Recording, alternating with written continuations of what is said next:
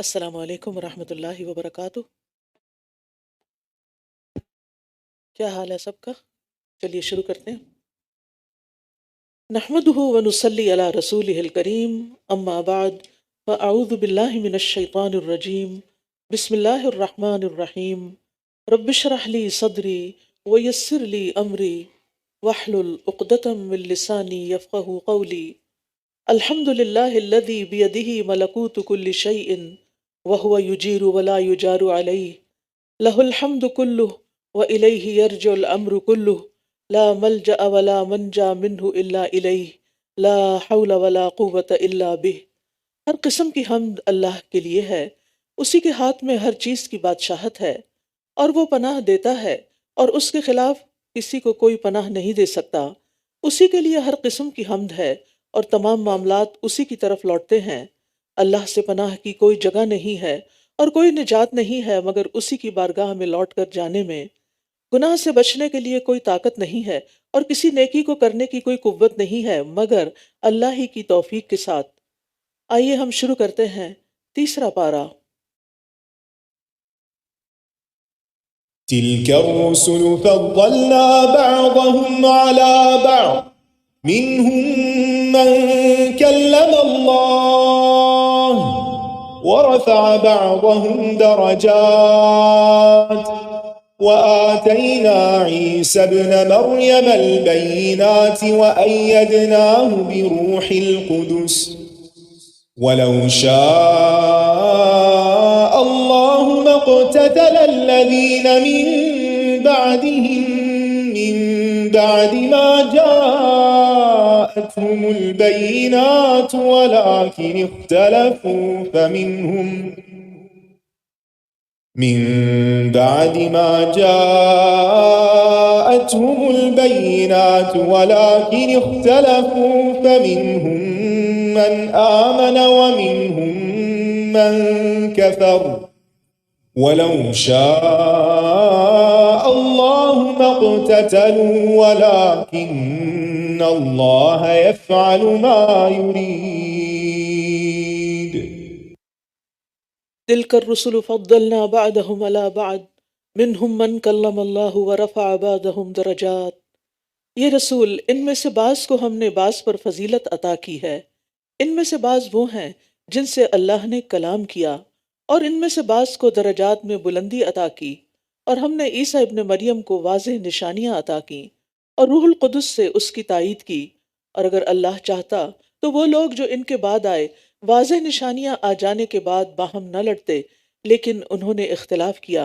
پھر ان میں سے کچھ تو ایمان لے آئے اور ان میں سے کچھ نے کفر کیا، اور اگر اللہ چاہتا تو وہ باہم نہ لڑتے، لیکن اللہ کرتا ہے جو وہ چاہتا ہے۔ تلک الرسل سے مراد یہاں وہ رسول ہیں جن کا اس صورت میں ذکر آیا ہے۔ انبیاء کے مختلف درجات ہیں اور وہ فضیلت میں ایک دوسرے سے زیادہ ہیں، جیسا کہ سورۃ بنی اسرائیل میں آتا ہے وَلَقَدْ فَضَّلْنَا بَعْضَ النَّبِيِّينَ عَلَى بَعْضٍ، اور بلا شبہ یقیناً ہم نے بعض نبیوں کو بعض پر فضیلت بخشی ہے۔ اور ان سب انبیاء پر کس کو فضیلت حاصل ہے؟ محمد الرسول اللہ صلی اللہ علیہ وسلم کو۔ رسول اللہ صلی اللہ علیہ وسلم نے فرمایا، قیامت کے دن میں آدم کی اولاد کا سردار ہوں گا، اور سب سے پہلے میری قبر کھلے گی، اور سب سے پہلے میں شفاعت کروں گا، اور سب سے پہلے میری شفاعت قبول کی جائے گی۔ ایک اور مقام پر آپ نے فرمایا، انا ولد السید آدم ولا فخر، کہ میں اولاد آدم کا، انا سید ولد آدم ولا فخر، کہ میں آدم علیہ السلام کی اولاد میں سے سب کا سردار ہوں، لیکن اس میں کوئی فخر کی بات نہیں، باوجود اس کے کہ اللہ تعالیٰ نے آپ کو بہت بلند مقام عطا کیا تھا، لیکن آپ کے اندر عاجزی اور بندگی کی خو تھی۔ اسی طرح ابراہیم علیہ السلام کی بھی فضیلت ہے۔ انس بن مالک کہتے ہیں، ایک آدمی رسول اللہ صلی اللہ علیہ وسلم کی خدمت میں آیا اور اس نے عرض کیا، یا خیر البریہ، تو رسول اللہ صلی اللہ علیہ وسلم نے فرمایا، وہ تو ابراہیم علیہ السلام ہیں۔ اسی طرح آپ نے یہ بھی فرمایا کہ کسی بھی بندے کے لیے یہ کہنا جائز نہیں کہ میں یونس بن متا سے بہتر ہوں، یعنی آپس میں جھگڑے نہیں کرنے چاہیے اپنے اپنے نبی کی فضیلت بتا کر۔ اللہ نے جس کو فضیلت عطا کی اس کو عطا کر دی۔ وَلَوْ شَاءَ اللَّهُ مَا اقْتَتَلَ الَّذِينَ مِن بَعْدِهِمْ، اگر اللہ چاہتا تو ان کے بعد کے لوگ آپس میں نہ جھگڑتے۔ اس آیت میں رسول اللہ صلی اللہ علیہ وسلم کو تسلی دی گئی ہے کہ کفر اور ایمان میں لوگوں کا اختلاف تو پہلے سے ہی چلا آ رہا ہے۔ کوئی نبی ایسا نہیں کہ جس کی ساری امت ایمان لے آئی ہو، لہٰذا آپ ان کے انکار سے رنجیدہ نہ ہوں۔ اور بہت سے لوگوں نے اختلاف کب کیا؟ من بعد ما جاءتهم البینات ولکن اختلفوا، اس کے بعد کہ ان کے پاس بینات، واضح دلائل، روشن دلائل آ چکے تھے، لیکن پھر بھی انہوں نے اختلاف کیا، کیونکہ اختلاف عموماً ضد کی بنا پر ہوتا ہے۔ تو کچھ لوگ تو ایمان لے آئے، لیکن بعض نے ان میں سے کفر کیا، اور اگر اللہ چاہتا، اللہ کی مشیت یہ ہوتی کہ وہ اختلاف نہ کریں اور آپس میں ایک دوسرے کو قتل نہ کریں، ایک دوسرے سے لڑائی نہ کریں، تو ایسا ہو جاتا، لیکن اللہ تعالیٰ نے اپنی خاص مصلحت کے تحت انسانوں کو آزادی دی ہے کہ وہ جو کرنا چاہیں اس دنیا میں کریں، اور پھر اس کا انجام تو آخرت میں بھگتیں گے۔ پھر فرمایا یا ایھا الذین آمنوا انفقوا مما رزقناکم من قبل ان یأتی یوم لا بیع فیہ ولا خلۃ ولا شفاعہ والکافرون ھم الظالمون۔ اے لوگو جو ایمان لائے ہو، جو رزق ہم نے تمہیں دیا ہے اس میں سے خرچ کرو، اس سے پہلے کہ وہ دن آ جائے جس میں نہ کوئی خرید و فروخت ہوگی اور نہ کوئی دوستی اور نہ ہی کوئی سفارش فائدہ دے گی، اور کافر لوگ ہی دراصل ظالم ہیں۔ یہاں ایمان والوں کو بتایا جا رہا ہے کہ نیک اعمال اور خصوصاً صدقہ خیرات آخرت کی نجات کے لیے بہت ضروری ہیں۔ یہ ہے جملہ نوٹ کرنے کا، ٹھیک ہے، یاد رکھنے کا، عمل کرنے کا، کہ آخرت کی نجات کے لیے نیک اعمال اور خصوصاً صدقہ خیرات کام آتا ہے۔ انسان دنیا میں جو کچھ بھی اپنے پاس رکھتا ہے وہ سب کچھ چھوڑ کر اکیلا اللہ سبحانہ تعالیٰ کے سامنے حاضر ہوگا۔ اس وقت انسان کو صرف اس کے اعمال ہی کام آئیں گے۔ تو اعمال میں خصوصاً صدقہ خیرات کو اپنے نجات کے لیے وسیلہ بناؤ۔ قیامت کے دن دنیاوی دوستی، رشتہ داری، سٹیٹس، سفارش کچھ کام نہیں آئے گی۔ صدقہ انسان کو جہنم سے بچانے کا ذریعہ ہے۔ نبی صلی اللہ علیہ وسلم نے فرمایا، تم میں ہر فرد سے اللہ تعالیٰ قیامت کے دن اس طرح کلام کرے گا کہ اللہ اور بندے کے درمیان کوئی ترجمان نہیں ہوگا۔ پھر وہ دیکھے گا تو اس کو آگے کوئی چیز نظر نہیں آئے گی، پھر وہ اپنے سامنے دیکھے گا اور اس کے سامنے آگ ہوگی۔ بس تم میں سے جو شخص بھی آگ سے بچنے کی استطاعت رکھتا ہے وہ آگ سے بچے، خواہ کھجور کے ایک ٹکڑے کے ذریعے ہی کیوں ناممکن ہو۔ یعنی صدقہ خیرات کے لیے ضروری نہیں ہوتا کہ انسان بہت بڑی اماؤنٹ خرچ کرے تو تبھی اس کی نجات ہوگی۔ اگر صدقے میں دینے کے لیے اور کچھ نہیں، صرف ایک کھجور، اگر کھجور پوری بھی نہیں، آدھی کھجور، کھجور کا بھی ایک ٹکڑا اگر وہ بھی دے سکتے ہو تو دے کر آگ سے بچ جاؤ، کیونکہ آگ بڑی ہولناک چیز ہے جسے برداشت کرنا، اور وہ بھی دنیا کی آگ سے 69 ٹائم زیادہ۔ دنیا کی آگ اس کا 70واں حصہ ہے، لہٰذا اس کا تجربہ بھی کیا کیجیے۔ آج شام جب آپ کوکنگ کریں گے تو ذرا سا قریب لے جائیں اپنے ہاتھ کو، اور اگر آپ روٹی خود بناتے ہیں تو توے کے اوپر کوشش کریں ٹچ کرنے کی۔ انسان قریب بھی نہیں لے جا سکتا، ایسا ہول آتا ہے۔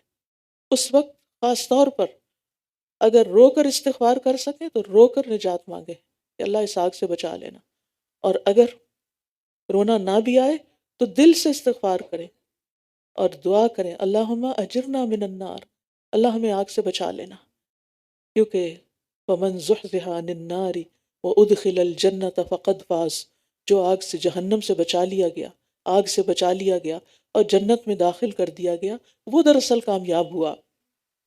اس کے بعد قرآن مجید کی سب سے عظیم آیت، آیت الکرسی آتی ہے، اللہ لا الہ الا هو الحی القیوم لا تأخذہ سنۃ ولا نوم لہ ما فی السماوات وما فی الارض من ذا الذی یشفع عنده الا بإذنہ یعلم ما بین ایدیہم وما خلفہم ولا یحیطون بشیء من علمہ الا بما شاء وسع کرسیہ السماوات والارض ولا یؤودہ حفظہما وہو العلی العظیم۔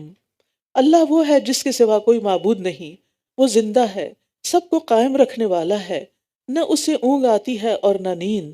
آسمانوں اور زمین میں جو کچھ ہے اسی کا ہے، کون ہے جو اس کے اذن کے بغیر اس کے ہاں سفارش کر سکے؟ وہ جانتا ہے جو ان کے سامنے ہے اور جو ان کے پیچھے ہے، اور وہ اس کے علم میں سے کسی چیز کا احاطہ نہیں کر سکتے مگر جتنا وہ چاہے۔ اس کی کرسی نے آسمانوں اور زمین کو گھیر رکھا ہے، اور ان دونوں کی حفاظت اس کو تھکاتی نہیں، اور وہ بلند تر بہت بڑا ہے۔ ابی بن کعب کہتے کہ رسول اللہ صلی اللہ علیہ وسلم نے فرمایا، اے ابو منذر، کیا تم جانتے ہو تمہارے پاس اللہ کی کتاب میں سے کون سی آیت سب سے بڑی ہے، عظیم ہے؟ فرماتے ہیں میں نے کہا اللہ اور اس کا رسول بہتر جانتے ہیں۔ آپ نے فرمایا اے ابو المنذر، کیا تم جانتے ہو کہ تمہارے پاس اللہ کی کتاب میں سے کون سی آیت سب سے بڑی ہے؟ وہ کہتے ہیں میں نے عرض کیا اللہ لا الہ الا هو الحی القیوم۔ ابی بن کعب کہتے ہیں کہ آپ صلی اللہ علیہ وسلم نے میرے سینے پہ ہاتھ مارا اور فرمایا اللہ کی قسم تم نے درست کہا، اے ابو المنذر تمہیں یہ علم مبارک ہو۔ یہ ہے وہ علم جو بابرکت ہے، یہ ہے وہ علم جو فائدہ مند ہے۔ اللہم انی اسألک علما نافعا، جس کو یہ نہیں پتا کہ قرآن مجید کی عظیم ترین آیت آیت الکرسی ہے، تو اس کے پاس وہ کون سا علم ہے جو اس کے لیے مبارک ہوگا۔ جو شخص، حدیث میں آتا ہے، جو شخص ہر فرض نماز کے بعد آیت الکرسی پڑھے اس کو موت کے علاوہ کوئی چیز جنت میں جانے سے روک نہیں سکتی، لہٰذا ہر فرض نماز کے بعد پابندی سے اس کو پڑھنا شروع کرے۔ اگر عادت ہے تو مبارک ہو، اور اگر نہیں تو عادت ڈال لیجئے۔ اس ایک آیت میں توحید کے 12 دلائل ہیں۔ اللہ سبحانہ وتعالیٰ کے اسماء و صفات پر مشتمل یہ واحد عظیم آیت ہے۔ اس میں اللہ سبحانہ وتعالیٰ کے 5 نام ہیں، اللہ، الحی، القیوم، العلی، العظیم، اور رب تبارک و تعالیٰ کی تقریباً 20 سے زیادہ صفات ہیں اس میں۔ ابن تیمیہ کہتے ہیں قرآن کریم میں کوئی ایک آیت بھی ایسی نہیں جو ان معنی اور صفات پر مشتمل ہو جس قدر ان پر یہ آیت الکرسی مشتمل ہے۔ یہ عظیم آیت 10 مستقل جملوں پر مشتمل ہے، یعنی ایک آیت کے اندر 10 باتیں الگ الگ طور پر کہی گئی ہیں۔ تو اللہ سبحانہ وتعالیٰ الحی ہے، سدا زندہ رہنے والا، ہمیشہ سے ہے اور ہمیشہ رہے گا۔ اس کی زندگی موت سے پاک ہے، باقی کسی کی زندگی موت سے بچی ہوئی نہیں۔ القیوم، ہمیشہ سے قائم ہے بغیر کسی فنا اور زوال کے۔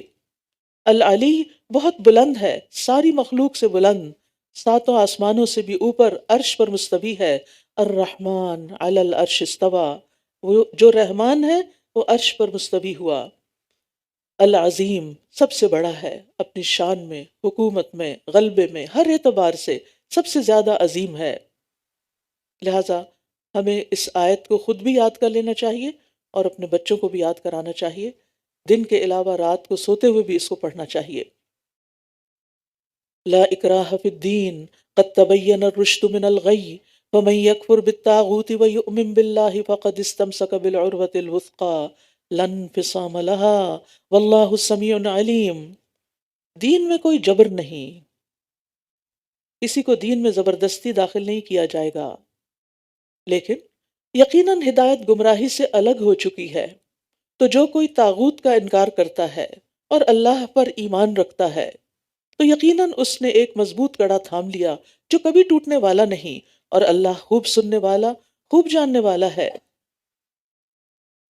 ابن عباس کہتے ہیں کہ جاہلیت میں اگر کسی عورت کے بچے زندہ نہ رہتے تو وہ یہ نظر مان لیتی تھی کہ اگر بچہ زندہ رہا تو وہ اسے یہودی بنا دے گی۔ پھر جب بنو نذیر کو جلا وطن کیا گیا تو ان میں انصار کے کئی بچے تھے جو انہوں نے یہود کو دے دیے تھے، تو انصار نے کہا ہم انہیں نہیں چھوڑیں گے۔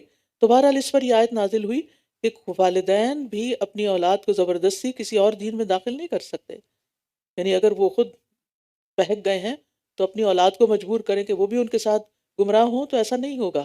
اور اسی طرح اگر کوئی والدین خود مسلمان ہو گئے ہیں تو پھر ان کو اپنی اولاد کو یا والدین کو یا رشتہ داروں کو یا دوستوں کو اسلام کی دعوت تو دینی چاہیے، لیکن جبراً دھمکی دے کر ظلم ستم کے ساتھ اسلام میں داخل نہیں کیا جائے گا۔ یعنی جو بھی شخص مسلمان ہو سوچ سمجھ کر مسلمان ہو، کیونکہ اگر کوئی کسی پر زبردستی کرے گا تو اس کے دل میں ایمان تو نہیں آئے گا، وہ تو زبردستی کا ایمان تو قبول بھی نہیں ہے، پھر کیا فائدہ۔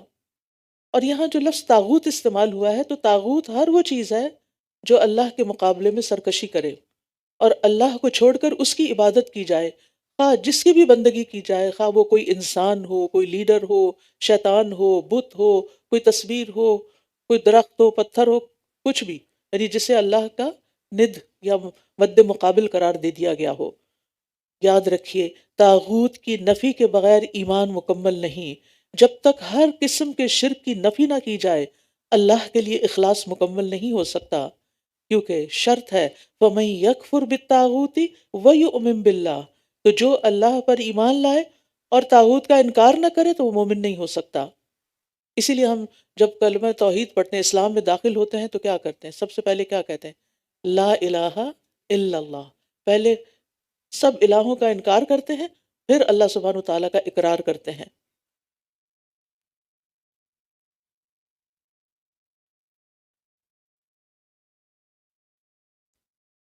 اللہ ولی الذین آمنوا یخرجہم من الظلمات الی النور، اللہ ان لوگوں کا دوست ہے جو ایمان لائے، وہ انہیں اندھیروں سے روشنی کی طرف نکال لاتا ہے۔ اور وہ جنہوں نے کفر کا رویہ اختیار کیا ان کے دوست طاغوت ہیں، وہ انہیں روشنی سے اندھیروں کی طرف نکال لے جاتے ہیں۔ یہی لوگ آگ کے ساتھی ہیں، وہ اس میں ہمیشہ رہنے والے ہیں۔ یہاں اللہ سبحانہ تعالیٰ کا ایک اور نام، ایک اور صفت بیان ہوئی ہے کہ وہ الولی بھی ہے، دوست ہے، مددگار ہے، جو اپنے دوستوں کی مدد کرتا ہے۔ کیسی مدد؟ کہ ان کو اندھیروں سے نکال لاتا ہے۔ کس کی طرف؟ روشنی کی طرف۔ اندھیرے تین طرح کے ہیں۔ نمبر ایک، جہالت کا اندھیرا۔ جہالت ایک تاریکی ہے، جیسے ایک نابینا انسان ہوتا ہے اور وہ پریشان ہوتا ہے کہ وہ کدھر کو جائے کدھر نہ جائے، وہ کہیں جا نہیں سکتا، اس کو رستہ نہیں ملتا۔ تو جاہل انسان کو بھی نیکی کے کاموں کا پتہ نہیں چلتا، اس کو رستہ نہیں ملتا۔ دوسرے، کفر کا اندھیرا، کفر کی تاریکی، اور اس کے مقابلے میں ایمان کی روشنی ہے۔ جب انسان ایمان لے آتا ہے تو اس کا دل اور چہرہ روشن ہو جاتا ہے۔ تیسرے، نافرمانیاں، نافرمانیوں کے اندھیرے، گناہ، اور یہ جزوی تاریکی ہے۔ جتنی بڑی نافرمانی ہوگی اتنا بڑا اندھیرا، اور جتنی چھوٹی نافرمانی اتنا چھوٹا اندھیرا۔ ان تین اندھیروں کے مقابلے میں تین نور ہیں، یعنی تین تاریکیاں ہیں تو تین نور ہیں۔ جہالت، کفر اور نافرمانی کی تاریکی کے بالمقابل جہالت کے مقابلے میں علم کا نور، کفر کے مقابلے میں ایمان کا نور، اور نافرمانی کے مقابلے میں استقامت کا نور، فرما برداری کا نور۔ اب یہ ہوتا کیسے ہے؟ اللہ تعالیٰ کیسے لے جاتا ہے روشنیوں کی طرف؟ اس کے لیے قرآن مجید میں سورۃ ابراہیم میں آتا ہے الف لام را کتاب انزلناہ الیک لتخرج الناس من الظلمات الی النور باذن ربہم الی صراط العزیز الحمید۔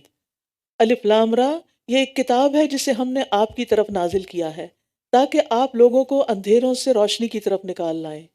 تو قرآن سے ہمیں ایمان بھی ملتا ہے، قرآن سے ہمیں علم بھی ملتا ہے، اور قرآن سے ہمیں علم کی عمل کی طاقت بھی ملتی ہے۔ لہٰذا جو شخص یہ چاہتا ہے کہ اسے اللہ تعالیٰ اندھیروں سے نکال کر روشنیاں عطا کر دے، اسے چاہیے کہ وہ قرآن سے مضبوط تعلق قائم کرے۔ نبی صلی اللہ علیہ وسلم نے فرمایا تلاوت قرآن کو اپنے لیے ضروری سمجھو۔ اور یاد رکھیے تلاوت کا مطلب صرف عربی پڑھ لینا نہیں ہے۔ تلاوت قرآن کو اپنے لیے ضروری سمجھو، کیونکہ یہ تمہارے لیے زمین پر نور کا سبب ہوگا اور آسمان میں تمہارے لیے ذخیرہ ہوگا، یعنی تمہاری نیکیاں بڑھ جائیں گی، نیکیوں کا ذخیرہ۔ اب اللہ سبحانہ تعالیٰ قرآن مجید میں کچھ واقعات بیان کرتے ہیں جس سے پتہ چلتا ہے کہ اللہ تعالیٰ کس طرح اپنے پیاروں کو، جن کے ساتھ وہ بھلائی کا ارادہ کرتا ہے، اپنے دوستوں کو اندھیروں سے روشنی کی طرف لے آتا ہے۔ پہلی مثال، الم تر الی الذی حاج ابراہیم فی ربہ ان آتاہ اللہ الملک، کیا آپ نے اس شخص کو نہیں دیکھا جس نے ابراہیم سے اس کے رب کے بارے میں جھگڑا کیا؟ اشارہ ہے نمرود کی طرف، اس بنا پر کہ اللہ نے اسے بادشاہت دے رکھی تھی، لہٰذا وہ تکبر میں مبتلا ہو گیا، اپنے آپ کو خدا سمجھنے لگا۔ جب ابراہیم نے کہا کہ میرا رب وہ ہے جو زندگی عطا کرتا ہے اور موت دیتا ہے، اس نے کہا میں بھی زندگی اور موت دیتا ہوں۔ ابراہیم نے کہا ایسا ہے تو اللہ تو سورج کو مشرق سے لاتا ہے، تم اسے مغرب سے لے آؤ۔ تو اس بات پر وہ شخص جو کفر اختیار کیے ہوئے تھا ہکا بکا رہ گیا، اور اللہ ظالم لوگوں کو ہدایت نہیں دیتا۔ تو بادشاہ کے اللہ تعالیٰ کے متعلق ابراہیم علیہ السلام سے جھگڑے کی وجہ کیا تھی؟ کہ اللہ نے اس کو حکومت عطا کی ہوئی تھی۔ شکر ادا کرنے کی بجائے، وہ اطاعت کرنے کی بجائے، ایمان لانے کی بجائے، ابراہیم علیہ السلام کی بات ماننے کی بجائے اور بگڑ گیا۔ اگر اللہ تعالیٰ اسے فقیر بنا دیتا نا تو شاید وہ ایسا تکبر نہ کرتا اور اس طرح نہ بگڑتا۔ ابراہیم علیہ السلام عراق کے رہنے والے تھے، اور ان کے زمانے میں عراق کے اندر شرک اپنی ساری صورتوں کے ساتھ موجود تھا۔ وہ بتوں کو پوجتے تھے، سورج چاند اور ستاروں کی پرستش وہ کرتے، اور اس کے ساتھ ساتھ بادشاہ وقت کو بھی رب مانتے تھے۔ اتنا بڑا شرک تھا ان کے اندر۔ تو ابراہیم علیہ السلام کے ذمے ان سب چیزوں کی تردید کر کے لوگوں کو اکیلے رب کی طرف دعوت دینا تھے۔ لہٰذا انہوں نے اپنے والد اور قوم کی بت پرستی کو چھوڑ کر ایک رب کی طرف لوگوں کو دعوت دی، اور اس کی وجہ سے وہ انہیں ہجرت کرنا پڑی، اور انہوں نے ہر طرح کے دلائل کے ساتھ لوگوں کو سمجھایا، لیکن وہ اندھیروں سے نہ نکلے۔ کیوں نہ نکلے؟ اس لیے کہ وہ طاغوت کو مانتے تھے۔ تو جو طاغوت کی پرستش کرتے ہوں تو طاغوت انہیں روشنیوں سے اندھیرے کی طرف لے جاتے ہیں۔ واضح دلائل، روشنیاں دیکھنے کے باوجود بھی کیا کیا انہوں نے؟ اندھیروں میں رہنا پسند کیا۔ تو اللہ سبحانہ و تعالیٰ سے دعا ہے کہ اللہ ہمیں اس سے محفوظ رکھے۔ ایک اور مثال، یا اس شخص کی طرح جو ایک ایسی بستی پر گزرا جو اپنی چھتوں پر گری پڑی تھی، کہنے لگا اس کی بربادی کے بعد اللہ اس بستی کو کس طرح زندہ کرے گا؟ تو اللہ نے اسے بھی 100 سال تک موت دے دی، پھر اسے زندہ کر کے اٹھا کھڑا کیا اور پوچھا تم کتنا عرصہ یہاں ٹھہرے ہو؟ اس نے کہا میں ایک دن یا اس کا کچھ حصہ ٹھہرا ہوں گا۔ فرمایا نہیں، بلکہ تم 100 سال ٹھہرے رہے ہو، بلکہ تم تو 100 سال ٹھہرے ہو۔ تم اپنے کھانے اور پینے کی چیزوں کو دیکھو جو ابھی تک باسی نہیں ہوئی، اور اپنے گدھے کو بھی دیکھو، اور یہ اس لیے کیا تاکہ ہم تمہیں لوگوں کے لیے ایک نشانی بنا دیں۔ اور ہڈیوں کی طرف دیکھو، ہم کس طرح انہیں اٹھا کر جوڑتے ہیں، پھر انہیں گوشت پہناتے ہیں۔ تو جب اس کے لیے یہ معاملہ خوب واضح ہو گیا تو کہنے لگا میں جان گیا ہوں کہ بے شک اللہ ہر چیز پر خوب قدرت رکھنے والا ہے۔ اللہ ہر چیز پر خوب قادر ہے، کمال قدرت والا ہے۔ اس کے اندر کسی قسم کی کوئی کمزوری، ناتوانی اور بے بسی نہیں۔ وہ جو چاہے بلا تردد، بلا رکاوٹ کر سکتا ہے، کوئی اس پہ غالب نہیں آ سکتا، نہ کوئی اس کو عاجز کر سکتا ہے۔ لہٰذا آپ دیکھیے کہ کس طرح اللہ تعالیٰ نے اس شخص کے شک کو یقین سے بدل دیا۔ اس کے دل میں بعض روایات میں آتا ہے کہ یہ عزیر علیہ السلام تھے۔ بہرحال کوئی یعنی کہ اس میں حتمی بات نہیں کہی جا سکتی، لیکن مثال اس بات کی دی جا رہی ہے یہاں کس طرح اللہ تعالیٰ نے اس شخص کو اندھیرے سے نکال کر روشنی کی طرف کی رہنمائی کی، کہ اس کے سامنے وہ سارا منظر پیش کر دیا اپنی قدرت اور طاقت سے، کہ کس طرح اللہ تعالیٰ مردوں کو زندہ کر سکتا ہے، اور کس طرح اجڑی ہوئی یہ بستیاں قیامت کے دن ان میں مرے ہوئے لوگ سارے کے سارے اللہ کے سامنے حاضر ہو جائیں گے۔ اور پھر ایک تیسری مثال، اور وہ وقت بھی یاد کرو جب ابراہیم علیہ السلام نے کہا اے میرے رب مجھے دکھا کہ تو مردوں کو کس طرح زندہ کرے گا۔ فرمایا کیا بھلا تم ایمان نہیں رکھتے؟ اس نے کہا کیوں نہیں، لیکن اس لیے تاکہ میرا دل مطمئن ہو جائے۔ فرمایا تم 4 پرندے لے لو، پھر انہیں اپنے سے مانوس کر لو، پھر ان کو ذبح کر کے ہر پہاڑ پر ان کا ایک حصہ رکھ دو، پھر انہیں بلاؤ، وہ سب تمہارے پاس دوڑتے ہوئے آ جائیں گے، اور جان لو کہ بے شک اللہ بہت زبردست خوب حکمت والا ہے۔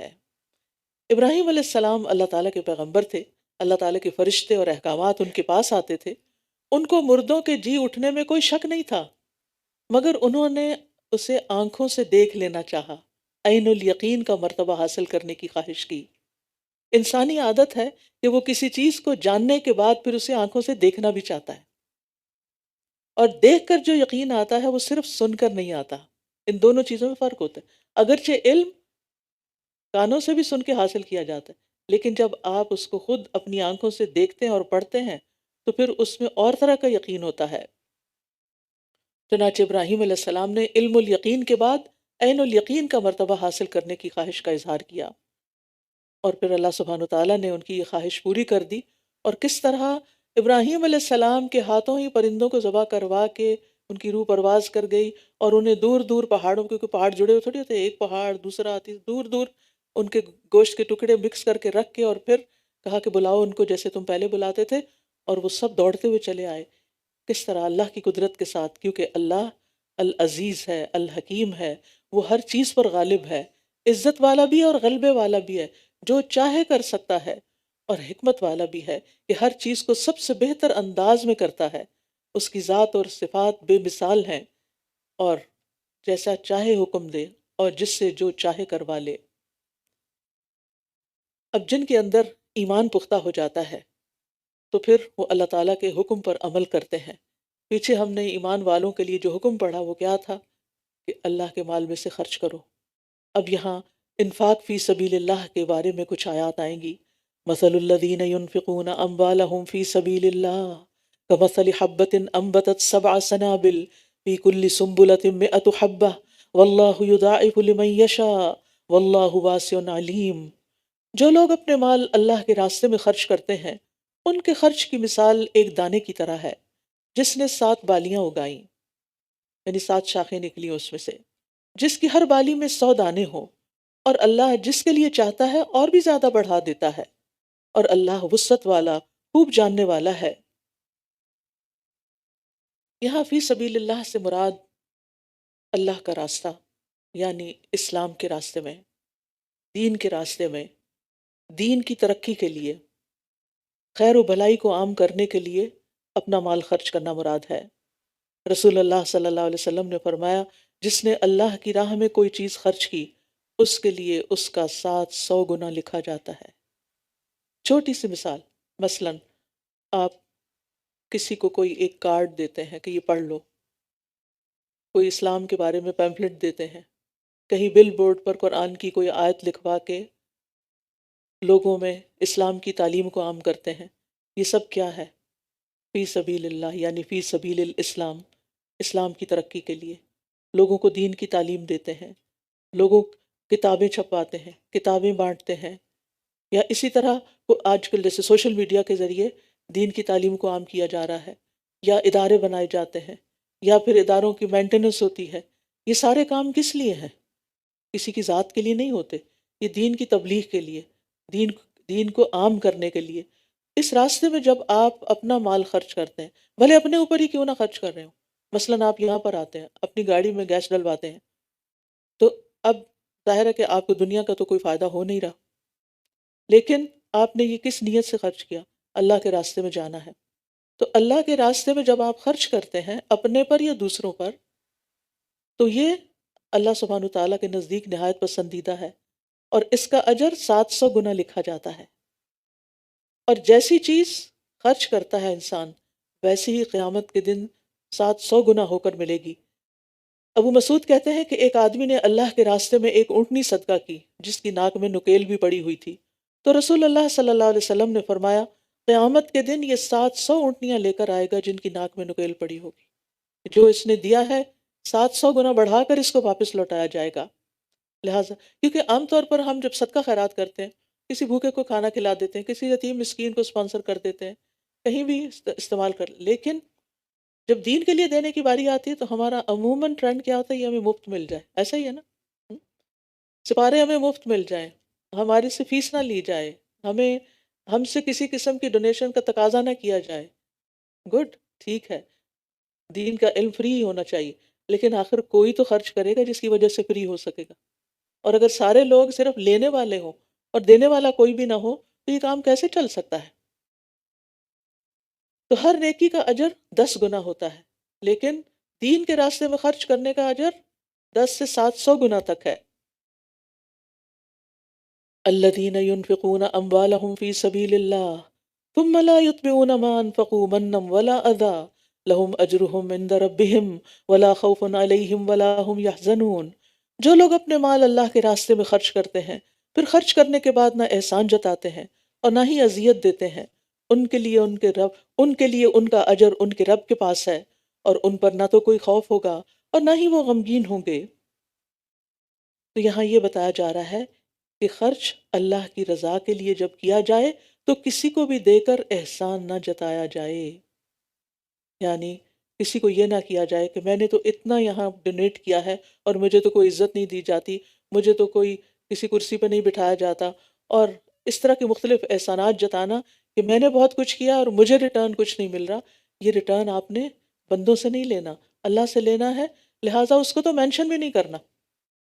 اسی لیے عام طور پر الہدا میں کیا ٹرینڈ ہے کہ باکسز رکھ دیے جاتے ہیں کہ جن میں خاموشی سے لوگ ڈال دیں جو ان کے اور اللہ کے بیچ میں راز ہو، اور قیامت کے دن وہ ان کے لیے وہیں سے سب اللہ سبحانہ تعالیٰ کے ہاتھ سے وہ پھر 1 گنا بڑھا ہوا اس کا اجر لیں، تو وہ عزت جو وہاں ملے گی۔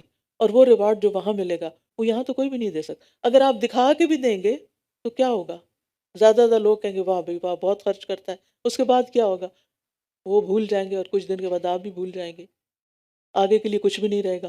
لہٰذا فی سبیل اللہ اپنا وقت دیں یا مال دیں یا صلاحیتیں لگائیں یا اپنے اوقات کو والنٹیئر کریں، یہ سارے کا سارا صرف اور صرف اللہ کی رضا کے لیے کریں، کسی پر احسان نہ جتائیں۔ اچھا، احسان بعض اوقات ہم اپنی زبان سے جتاتے ہیں، لیکن بعض اوقات اپنے موڈز کے ذریعے، اپنے جیسچر کے ذریعے، اپنے اپنے رویے کے ذریعے، کہ وہ اس میں ہم کھچا کھچا رہنا شروع کر دیتے ہیں۔ جب ہماری مرضی کے خلاف کوئی چیز ہو جاتی ہے تو پھر ہم پیچھے ہٹنا شروع ہو جاتے ہیں، ہمارے عمل میں استقامت ختم ہو جاتی ہے۔ تو ان سب چیزوں سے بچنا چاہیے اور خرچ کرنا چاہیے اللہ ہی کی خاطر۔ اور اسی طرح جب آپ، جیسے نبی صلی اللہ علیہ وسلم کے پاس اصحاب صفہ تھے، 400 کے قریب لوگ تھے جو مہاجرین میں سے یا مختلف قبائل سے آئے تھے، جو مسجد نبی کے باہر ایک چبوترے پہ رہتے تھے۔ آج بھی اگر آپ کو 400 لوگوں کو کہیں ٹھہرانا پڑے، کبھی شادیوں میں مہمانوں کو ٹھہرایا ہوگا، 400 لوگوں کو اپنے پاس ٹھہرانا پڑے تو کیا حال ہوگا پھر؟ کتنا چاہیے ہوگا؟ اب ہوتا کیا تھا کہ انصار کے باغات تھے، وہ اپنی کھجوریں وغیرہ اتار کے مسجد نبی کے صحن میں لٹکا کے چلے جاتے تھے۔ تو یہ جو اصحاب صفہ تھے، جو دن رات وہاں پر رہتے تھے، وہ اس میں سے جس کو بھوک لگتی وہ جا کے کچھ کھجوریں لیتا اور کھا لیتا۔ وہاں بڑی بڑی دیگیں کوئی نہیں پکتی تھیں، وہاں بڑے بڑے کھانے نہیں کھلائے جاتے تھے، وہ لوگ چند کھجوروں پر گزارا کر لیتے تھے اور کبھی سارا سارا دن بھوکے رہتے تھے۔ ابو ہریرہ رضی اللہ عنہ یمن سے ہجرت کر کے آئے تھے، اور آپ کو معلوم ہے کہ علم حاصل کرنے کی وجہ سے وہ کوئی کام کاج نہیں کر سکتے تھے، جس کے نتیجے میں بعض اوقات بھوک کے مارے وہ بے ہوش ہو جاتے تھے، ان کے پاس کھانے کو کچھ نہیں ہوتا تھا۔ تو ایسی صورت میں پھر صحابہ کرام جو تھے، یعنی جو مدینہ کے رہنے والے انصار تھے، کیوں انصار کا درجہ اور رتبہ اتنا بڑا ہے؟ کیونکہ انہوں نے اللہ کے راستے میں دل کھول کے اپنا سب کچھ خرچ کیا، اپنے گھر شیئر کیے، اپنے باغات میں کام پہ لگایا لوگوں کو، اور بھی بہت طرح فیسیلیٹیٹ کیا۔ تو ایسے میں انسان چاہے کیش دے، کائنڈ دے، کچھ بھی دے، چاہے کسی باکس میں ڈالے یا ویسے کسی طرح خرچ کرے، صرف اور صرف اللہ کی محبت میں۔ وَيُطْعِمُونَ الطَّعَامَ عَلَىٰ حُبِّهِ مِسْكِينًا وَيَتِيمًا وَأَسِيرًا، اور وہ کھانا کھلاتے ہیں اس کی محبت پر، مسکین اور یتیم اور قیدی کو، اور کہتے ہیں ہم تو صرف تمہیں اللہ کے چہرے کی خاطر کھلا رہے ہیں، نہ تم سے کوئی بدلہ چاہتے ہیں، نہ شکریہ چاہتے ہیں۔ تو کسی کو بھی کچھ دے کر احسان جتلانا یا اس کے مقابلے میں مزید کسی چیز کا مطالبہ کرنا، یہ پھر عمل کو ضائع کر دیتا ہے۔ نبی صلی اللہ علیہ وسلم کو ابتدائی وحیوں میں ہی بتا دیا گیا تھا، وَلَا تَمْنُن تَسْتَكْثِرْ، احسان اس لیے نہ کرو کسی پر کہ تم اس سے اور زیادہ حاصل کر سکو۔ یعنی بعض اوقات ہم اس پر احسان کرتے ہیں جس سے ہمیں کوئی بینیفٹ ہو، اور اس پر احسان نہیں کرتے جو حقیقی ضرورت مند ہو لیکن اس سے ہمیں کوئی بینیفٹ حاصل نہ ہوتا ہو۔ تو کسی کو کچھ دے کے احسان جتلانا کبیرہ گناہ ہے۔ ابو ذر کہتے ہیں کہ رسول اللہ صلی اللہ علیہ وسلم نے فرمایا، 3 آدمی ایسے ہیں کہ اللہ تعالیٰ ان سے قیامت کے دن کلام نہیں کرے گا، نہ ان کی طرف دیکھے گا، نہ انہیں پاک کرے گا، اور ان کے لیے عذاب علیم ہے۔ رسول اللہ صلی اللہ علیہ وسلم نے 3 بار یہ بات فرمائی۔ ابو ذر نے عرض کیا، وہ تو ناکام و نامراد ہو گئے یا رسول اللہ، وہ ہیں کون؟ آپ نے فرمایا، کپڑا لٹکانے والا، یعنی تکبر کی خاطر کپڑا نیچے لٹکا کے چلے، زمین پہ رولتا ہوا ہے، احسان جتانے والا، اور جھوٹی قسم کے ساتھ اپنا مال فروخت کرنے والا۔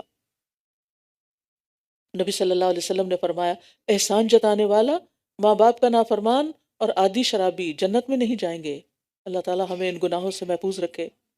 اچھی بات کرنا اور درگزر کر دینا اس صدقے سے بہت بہتر ہے جس کے بعد اذیت دی جائے، اور اللہ بہت بے نیاز، بے حد بردبار ہے۔ یعنی اگر کوئی صدقہ نہیں کر سکتا تو اچھے الفاظ سے معذرت کر لے، سائل کے اصرار پر بدتمیزی اور غصہ نہ کرے، اور درگزر سے کام لے، کیونکہ اللہ سبحانہ و تعالیٰ کتنا بردبار ہے، غنی ہے، حلیم ہے۔ لہٰذا ہمیں بھی لوگوں کے ساتھ اچھا معاملہ ہی کرنا چاہیے، چاہے ان کے رویے ہمیں پسند نہ بھی آئیں، کیونکہ کشادہ چہرے سے ملنا بھی صدقہ ہے، بھلی بات کرنا بھی صدقہ ہے۔ الکلمۃ الطیبۃ صدقہ، اور بھلی بات کرنا آگ سے بچاؤ کا ذریعہ ہے۔ یا ایھا الذین آمنوا لا تبطلوا صدقاتکم بالمن والاذی، اے لوگو جو ایمان لائے ہو، اپنے صدقات کو احسان جتا کر اور اذیت دے کر ضائع مت کرو، اس شخص کی طرح جو اپنا مال لوگوں کو دکھانے کے لیے خرچ کرتا ہے اور اللہ اور یوم آخرت پر ایمان نہیں رکھتا۔ تو اس کی مثال صاف چٹان کی طرح ہے، جس پر مٹی ہو پھر اس پر تیز بارش پڑے تو وہ اس کو صاف چٹان کی طرح چھوڑ دے، اور جو کچھ انہوں نے کمایا اس میں سے کسی چیز پر بھی یہ قدرت نہیں پائیں گے، اور اللہ کفر کرنے والوں کو ہدایت نہیں دیتا۔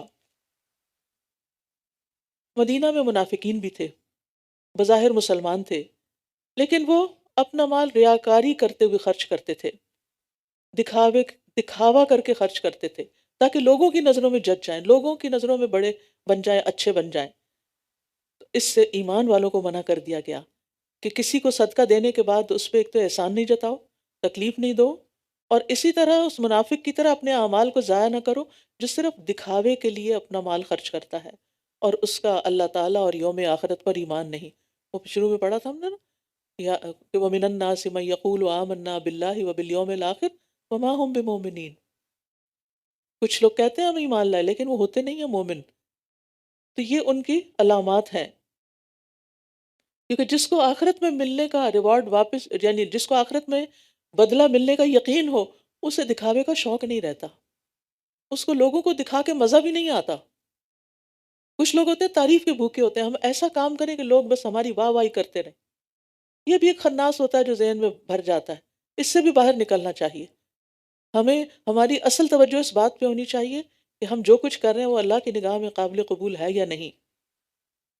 تو یہاں ایک مثال دی گئی کہ جس طرح ایک ریاکار بظاہر خرچ کرتا نظر آتا ہے، لیکن حقیقت میں اس کی مثال صاف چٹان کی سی ہے جس پہ تھوڑی سی مٹی جمی ہو۔ ترابن، تنوین جو ہے تقلیل کے لیے ہے، اور دیکھنے والا اسے قابل کاشت خیال کرے، لیکن جو ہی بارش ہو ساری مٹی دھل جائے اور پتھر کا پتھر باہر رہ جائے۔ تو اسی طرح ریاکار اپنے اعمال قیامت کے دن اپنے نامہ اعمال میں دیکھ نہیں پائیں گے، سب مٹ چکے ہوں گے۔ تو اوپر کی آیت مخلص مومن کے صدقہ خیرات کی مثال تھی جو صرف رضا الہی کے لیے خرچ کرتا ہے، اور یہ مثال منافق کی ہے، ریاکار کی ہے، جس کا ایمان ہی نہیں۔ پھر فرمایا اور جو لوگ اپنے مال اللہ کی رضامندی چاہنے اور اپنے دلوں کے جماؤ کے ساتھ خرچ کرتے ہیں، پورے اطمینان کے ساتھ، شرح صدر کے ساتھ، دل کے سکون اور خوشی کے ساتھ، ان کی مثال اس باغ کی طرح ہے جو اونچی جگہ پر ہو، جس پر تیز بارش برسے تو وہ اپنا پھل دگنا لائے، پھر اگر اس پر تیز بارش نہ بھی برسے تو فواری کافی ہے، اور جو عمل بھی تم کرتے ہو اللہ اسے خوب دیکھنے والا ہے۔ اب یہاں ریاکاروں کے مقابلے میں مخلص اہل ایمان کی مثال دی گئی ہے کہ ان کے اندر ایمان بھی ہوتا ہے، تثبیت قلب بھی ہوتی ہے، اور ان کے خرچ کرنے کی مثال اس باغ کی سی ہے جو کسی پرفضا اور بلند مقام پر ہو، اگر اس پر زور کی بارش ہو تو دوسرے باغوں سے دگنا پھل لاتا ہے، اگر زور کی بارش نہ بھی ہو تو ہلکی بارش ہی کافی ہے۔ یہی حالت مومن کے عمل کی ہے، وہ کسی صورت میں ضائع نہیں ہوتا بلکہ اللہ تعالیٰ اسے قبول کرتا ہے۔ زور کی بارش سے مراد زیادہ مال خرچ کرنا، اور طل یعنی شبنم سے مراد تھوڑا مال خرچ کرنا۔ اگر نیت درست ہے تو زیادہ خرچ کرنا زیادہ ثواب کا باعث ہے، اور تھوڑا خرچ کرنا بھی کام آ جاتا ہے۔ جیسے صاف ستھری زمین پر باغ ہو، جتنا می برسے گا اتنا ہی فائدہ زیادہ ہوگا، ورنہ تھوڑا بھی ہو تو باغ کو کافی ہو جائے گا۔ تو نیت اگر درست نہیں تو بڑے سے بڑا ڈھیر بھی مال کا خرچ کر دیں تو کچھ فائدہ نہیں۔ تو اللہ سبحانہ وتعالیٰ صرف خالص عمل ہی قبول کرتا ہے۔ حدیث میں آتا ہے، نبی صلی اللہ علیہ وسلم نے فرمایا، اے لوگو اپنے اعمال کو اللہ کے لیے خالص کرو، کیونکہ اللہ عز و جل اسی عمل کو قبول کرتا ہے جو خالص اسی کے لیے کیا جائے۔ اب دیکھیں قیامت کے دن کیا حسرت ہوگی لوگوں کو جب ان کے اعمال انہیں دکھائے جائیں گے کہ یہ عمل تھے جو تم نے لوگوں کے لیے کیے تھے، اللہ سبحانہ وتعالیٰ کے ہاں ان کا کوئی اجر آج تمہارے پاس نہیں ہے، تمہارے لیے نہیں ہے۔ اس وقت انسان کا حال کیا ہوگا کہ یہ میں نے کیا تھا، یہ میں نے دیا تھا، لیکن اس پر آج میرے لیے کچھ بھی اجر نہیں، ہاں کچھ بھی نہیں، یہ سب ضائع، ردی، بیکار، کنڈم، اللہ تعالیٰ کو پسند ہی نہیں آیا کیونکہ یہ اللہ کے لیے تھا ہی نہیں۔ کتنا بڑا دھوکہ ہے کہ انسان اس بات پہ خوش ہوتا ہے جس پہ لوگ خوش ہوں، اور وہ کام نہیں کرتا جس سے اللہ راضی ہو۔ تو اس دن سے بچنا، اس دن کا جو عدل ہے اللہ کا، اس سے ڈرنا چاہیے کہ ایسا نہ ہو کہ کیا کرایا ضائع ہو جائے، پانی پھر جائے۔ لہٰذا دعا بھی کرتے رہنا چاہیے کہ یا اللہ اگر مجھ سے ایسی غلطیاں ہوئی ہیں تو تو معاف کر دے، اور میرے وہ اعمال ری انسٹیٹ ہو جائیں، دوبارہ واپس آ جائیں۔ اللہ وہ سب تیرے لیے، جو ہو چکا تو ہو چکا، تو مجھے معاف کر دے اور آئندہ کے لیے توفیق عطا کر دے۔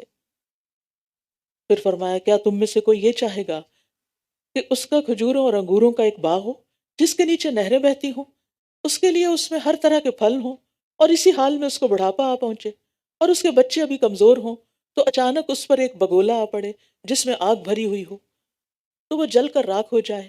اسی طرح اللہ تمہارے لیے آیات کھول کر بیان کرتا ہے تاکہ تم غور و فکر کرو۔ بڑھاپے میں انسان کمزور ہو جاتا ہے، عمل کے قابل نہیں رہتا، نہ خود اتنی طاقت ہوتی ہے کہ کام کر سکے، جیسے باغ دوبارہ لگا سکے جو جل جائے، اور نہ ہی پھر کسی سے بھی کام کروا سکتا ہے۔ کسی سے کام لینے کے لیے بھی انسان کو اسٹرانگ ہونا پڑتا ہے۔ لہٰذا قیامت کے دن منافق کا یہی حال ہوگا کہ جو صدقہ خیرات اس نے ریاکاری سے کیا ہوگا اور اس کے اجر کی اس دن سب سے زیادہ ضرورت ہوگی، تو وہ سب کچھ ضائع ہو چکا ہوگا اور اب مزید نیکیاں کرنے کا وقت بھی نہیں رہے گا۔ صحیح بخاری میں ابن عباس کہتے ہیں کہ یہ مثال اس شخص کی ہے جو عمر بھر نیک عمل کرتا رہے لیکن آخر عمر میں اس کی سیرت بدل جائے۔ ساری زندگی اچھے کام کیے لیکن آخری عمر میں چھوڑ دیے اور نیک عمل کی بجائے برے عمل کرنے لگے۔ اس طرح وہ اپنی پہلی نیکیاں بھی برباد کر لیتا ہے، اور قیامت کے دن جو بہت تنگی کا وقت ہوگا وہ نیکی اس کے کچھ کام نہ آئے گی، اور اس نازک وقت میں اس کا عمل اس سے خیانت کرے گا۔ اللہ تعالیٰ ہمیں اس سے محفوظ رکھے۔ بہت ہی ڈرانے والی بات ہے۔ میں سوچ رہی تھی ان آیات کو پڑھتے ہوئے کہ اللہ سبحانہ وتعالیٰ نے کسی اور عمل کے بارے میں اتنی تفصیل سے نہیں بتایا جتنا صدقہ خیرات کے بارے میں بتایا، کہ کیا قبول ہوگا اور کیا نہیں ہوگا، اور کس طرح کرو اور کیا کرو۔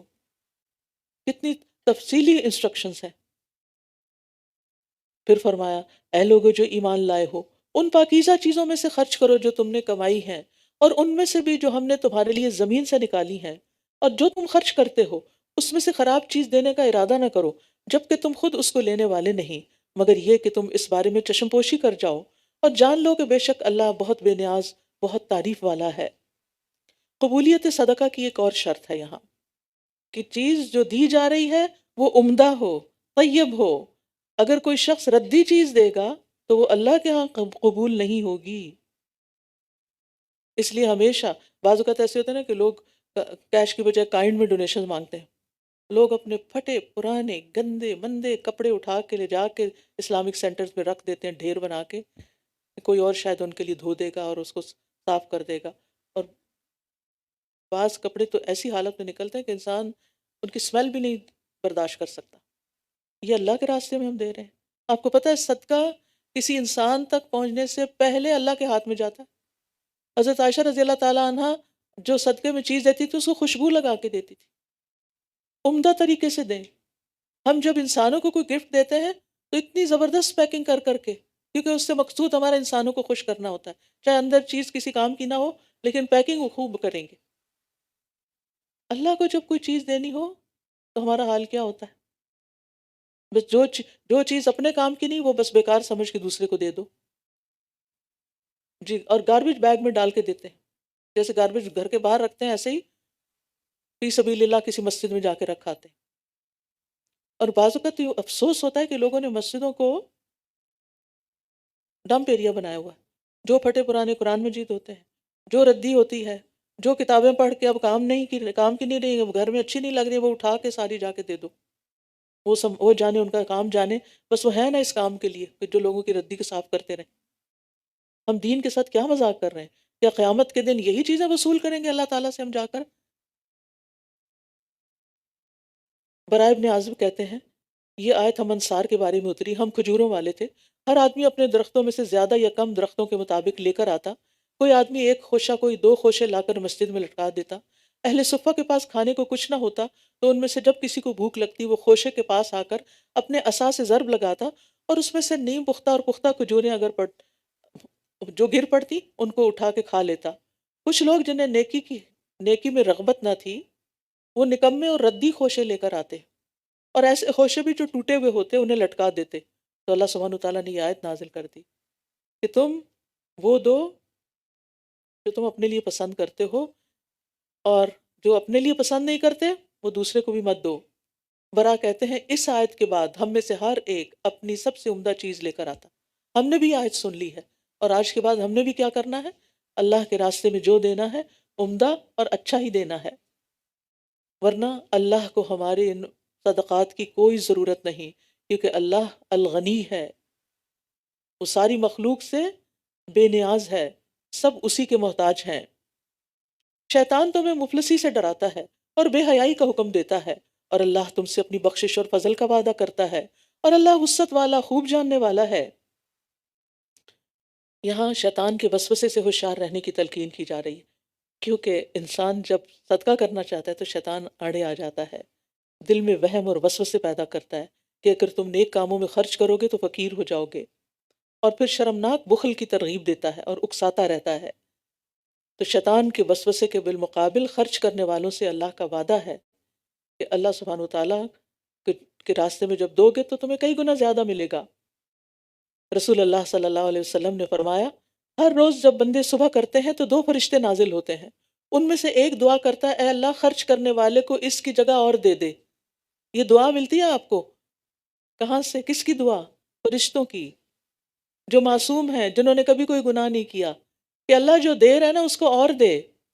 اور دوسرا بد دعا کرتا ہے، اے اللہ ہاتھ روکنے والے کے مال کو تلف کر دے، ایسی جگہ خرچ ہو پھر کہ اس کا کوئی فائدہ نہ ہو۔ نبی صلی اللہ علیہ وسلم نے فرمایا، صدقہ مال کو کچھ بھی کم نہیں کرتا، کم نہیں ہوتا، جو تمہاری قسمت کا اور آئے گا، برکت ہوگی۔ لیکن اس سب کے لیے حکمت چاہیے نا، تاکہ صحیح فیصلہ کر سکیں۔ فرمایا، یؤتی الحکمت من یشاء ومن یؤت الحکمت فقد اوتی خیرا کثیرا وما یذکر الا اولو الالباب۔ وہ جس کو چاہتا ہے حکمت عطا کرتا ہے، اور جس کو حکمت عطا کی گئی تو یقیناً اسے بہت زیادہ خیر سے نواز دیا گیا، اور نصیحت تو وہی قبول کرتے ہیں جو عقل والے ہیں۔ حکمت سے مراد صحیح فیصلہ کرنے کی صلاحیت ہے، اور اس سے مراد دین کا فہم، علم اور فقہ، صحیح بصیرت بھی لیا گیا ہے، اور حکمت سے مراد نبی صلی اللہ علیہ وسلم کی سنت بھی لی گئی ہے، کیونکہ آپ کی باتیں حکمت پر مبنی ہوتی تھیں، وزڈم والی ہوتی تھیں۔ قابل رشک ہے وہ انسان جس کو اللہ حکمت دے دے۔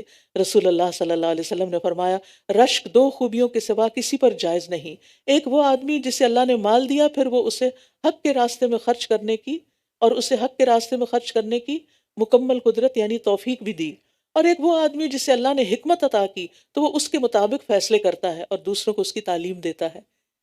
تو یہ صرف صدقات کے بارے میں صحیح فیصلے نہیں، بلکہ زندگی کے ہر معاملے میں، اور جو کچھ بھی تم نے خرچ کیا ہو یا کوئی نظر مانی ہو تو یقیناً اللہ اس کو جانتا ہے، اور ظالموں کے لیے کوئی مددگار نہ ہوگا۔ یہ یاد دہانی کرا دی گئی، جو کر رہے ہو نا، چاہے نظر مانتے ہو یا صدقہ کرتے ہو، اللہ کو پتا ہے۔ نظر کیا ہوتی ہے؟ اپنے اوپر وہ چیز فرض کر لینا جو اصل میں فرض نہیں تھی، مثلاً کوئی نفل نماز یا روزہ یا صدقہ یا حج یا عمرہ وغیرہ۔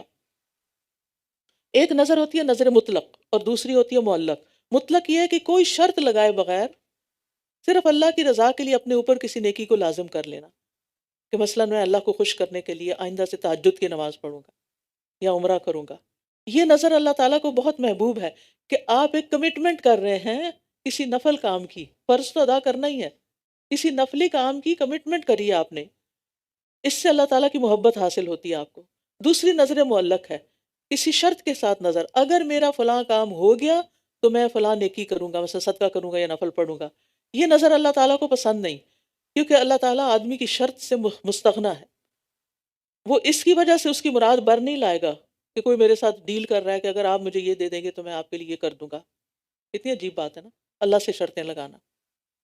رسول اللہ صلی اللہ علیہ وسلم نے فرمایا، نظر نہ مانا کرو، نہیں ایسی نظر نہیں ماننی چاہیے کہ نظر تقدیر میں طے شدہ کاموں میں کچھ فائدہ نہیں دیتی، صرف اتنا ہوتا ہے کہ بخیل سے مال نکل آتا ہے، نظر کی وجہ سے تقدیر نہیں بدلتی۔ لیکن جو اللہ کی خاطر کوئی نظر مانے، کوئی کمٹمنٹ کرے کہ وہ اللہ کی اطاعت کرے گا، تو اسے چاہیے کہ وہ اس کی اطاعت کرے، اور جس نے یہ نظر مانی ہو کہ وہ اس کی نافرمانی کرے گا تو وہ نظر توڑ دے، وہ نہ مانے، وہ نہ کرے۔ پھر فرمایا، اگر تم صدقات کو ظاہر کرو تو کیا ہی اچھا ہے، اور اگر تم انہیں چھپاؤ اور انہیں فقراء کو دو تو وہ تمہارے لیے زیادہ بہتر ہے، اور اس کے بدلے وہ تم سے تمہاری برائیوں کو دور کر دے گا، اور جو کچھ تم کرتے ہو اللہ اس سے خوب باخبر ہے۔ یہاں پہلے چھپے ہوئے صدقات کی بات ہو رہی تھی نا، تو یہاں اعلانیہ صدقے کی بھی اجازت دی جا رہی ہے، اور اس کی ترغیب بھی دی جا رہی ہے کہ یہ بھی اچھی بات ہے، بشرطے کہ نیت خالص ہو، ریاکاری نہ ہو، کیونکہ اس سے انسان بخل کی تہمت سے بچتا ہے کہ فلاں تو بڑا ہی بخیلا، کبھی کچھ نہیں دیا اس نے۔ تو اب دکھا کے دینے والوں کی مثال میں حضرت عمر رضی اللہ عنہ نے، جنہوں نے تبوک کے موقع پر کیا کیا تھا، اپنے گھر کا آدھا سامان دیا تھا، اور ابو بکر رضی اللہ عنہ نے پورا گھر دے دیا تھا۔ اب یہ دکھا کے دیا ہے صدقہ، اس سے ہمیں ہمیشہ موٹیویشن ملتی ہے نا۔ تو جب انسان بعض اوقات اپنے نفس کو کنٹرول کر کے دکھا کے بھی دیتا ہے، تو وہ دوسروں کے لیے ایک اچھی مثال بن جاتی ہے۔ ایک دفعہ میں کہیں لیکچر دے رہی تھی، تو کسی نے کہا کہ مجھے یہ کچھ پیسے گرے ہوئے ملے ہیں، تو میں نے کہا چلے میں اناؤنس کر دیتی ہوں۔ میں نے جب اناؤنس کرنا شروع کیا، لوگوں نے میری بات توجہ سے نہیں سنی، اور میں نے وہ پیسے رکھ دیے، لوگوں نے لا کے اس کے اوپر اور پیسے رکھ دیے کہ شاید یہ ڈونیشن ہے۔ تو بعض اوقات ایسا بھی ہوتا ہے کہ وہ دکھا کے انسان بات کوئی کر رہا تھا، لوگ سمجھتے ہیں کہ شاید یہ پیسے دکھا کے پیسے مانگ رہے ہیں نا۔ تو بہرحال پوشیدہ تو دکھا کے دینے کا ایک فائدہ ہوتا ہے کہ دوسرے کہتے ہیں اچھا اس نے اتنا دے دیا، میں اس سے بھی زیادہ دوں گی۔ تو پوشیدہ صدقہ ایک گواہ بھی ہے، اور یعنی جب کوئی فوت ہو جاتا ہے نا، عام طور پر لوگ جو گواہیاں دیتے ہیں اس کے حق میں، اس میں خاص طور پہ بچے، کہ ہماری والدہ یا والد بس دینے والے تھے، ہر ایک کو دیتے ہی رہتے تھے، ان کو دینے کا بڑا شوق تھا، تو پھر اولاد بھی ان کے نقش قدم پر چلتی ہے، اور ان کے مرنے کے بعد ان کی طرف سے بھی دیتی ہے صدقہ جاریہ۔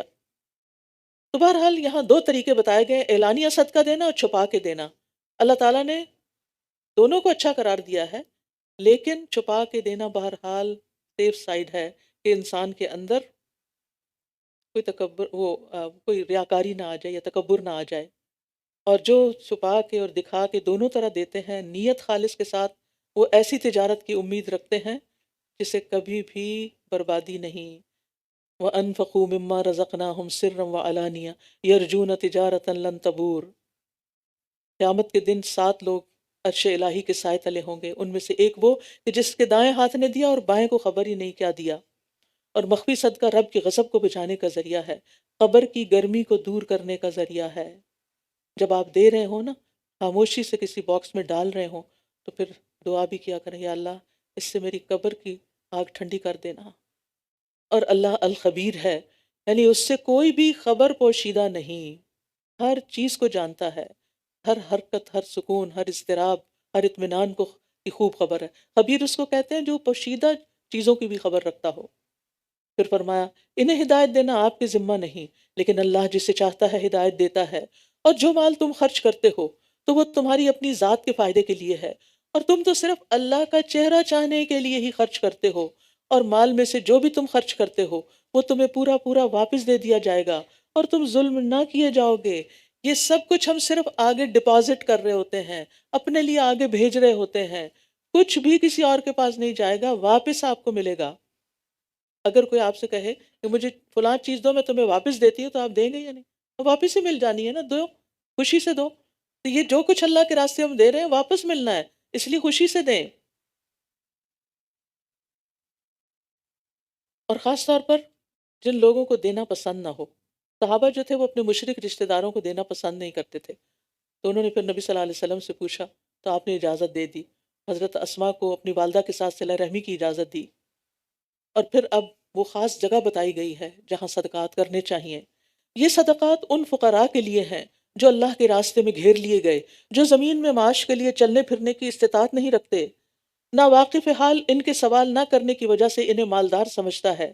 آپ انہیں ان کے چہرے کی علامت سے پہچان لیں گے، وہ لوگوں سے لپٹ کر سوال نہیں کرتے، اور مال میں سے جو بھی تم خرچ کرتے ہو تو یقیناً اللہ اس کو خوب جاننے والا ہے۔ بات یہ ہے کہ یہاں ان مہاجرین کی بات کی جا رہی ہے کہ جنہوں نے ہجرت کی تھی، اپنے گھروں میں وہ اچھے بھلے تھے، لیکن جب اللہ کی خاطر اپنے گھر بار چھوڑ کر مدینہ آ گئے تو کنگال ہو گئے۔ تو اب مسلمانوں کو خاص تلقین کی جا رہی ہے کہ جو لوگ ہمہ وقتی کارکن ہیں، دین کے راستے میں اپنے آپ کو وقف کیے ہوئے ہیں، وہ تمہارے مال کے زیادہ حقدار ہیں۔ اور پھر مسکین وہ نہیں ہوتا جو سوال کرتا ہے اور ایک دو کھجوریں کوئی دے دے، اور اصل مسکین وہ ہے جو سوال سے بچے، کہ سفید پوش ہے، ضرورت مند ہے، ضرورت بتاتا نہیں۔ لا یسألون الناس الحافا، لوگوں سے چمٹ کر اصرار کر کے پیچھے پڑ کے نہیں مانگتے۔ پیچھے بتایا گیا کس کو دینا ہے، کیسے دینا ہے، اب یہ بتایا گیا کس وقت دینا ہے۔ الذین ينفقون اموالهم باللیل والنہار سرا وعلانیہ فلہم اجرہم عند ربہم ولا خوف علیہم ولا هم يحزنون۔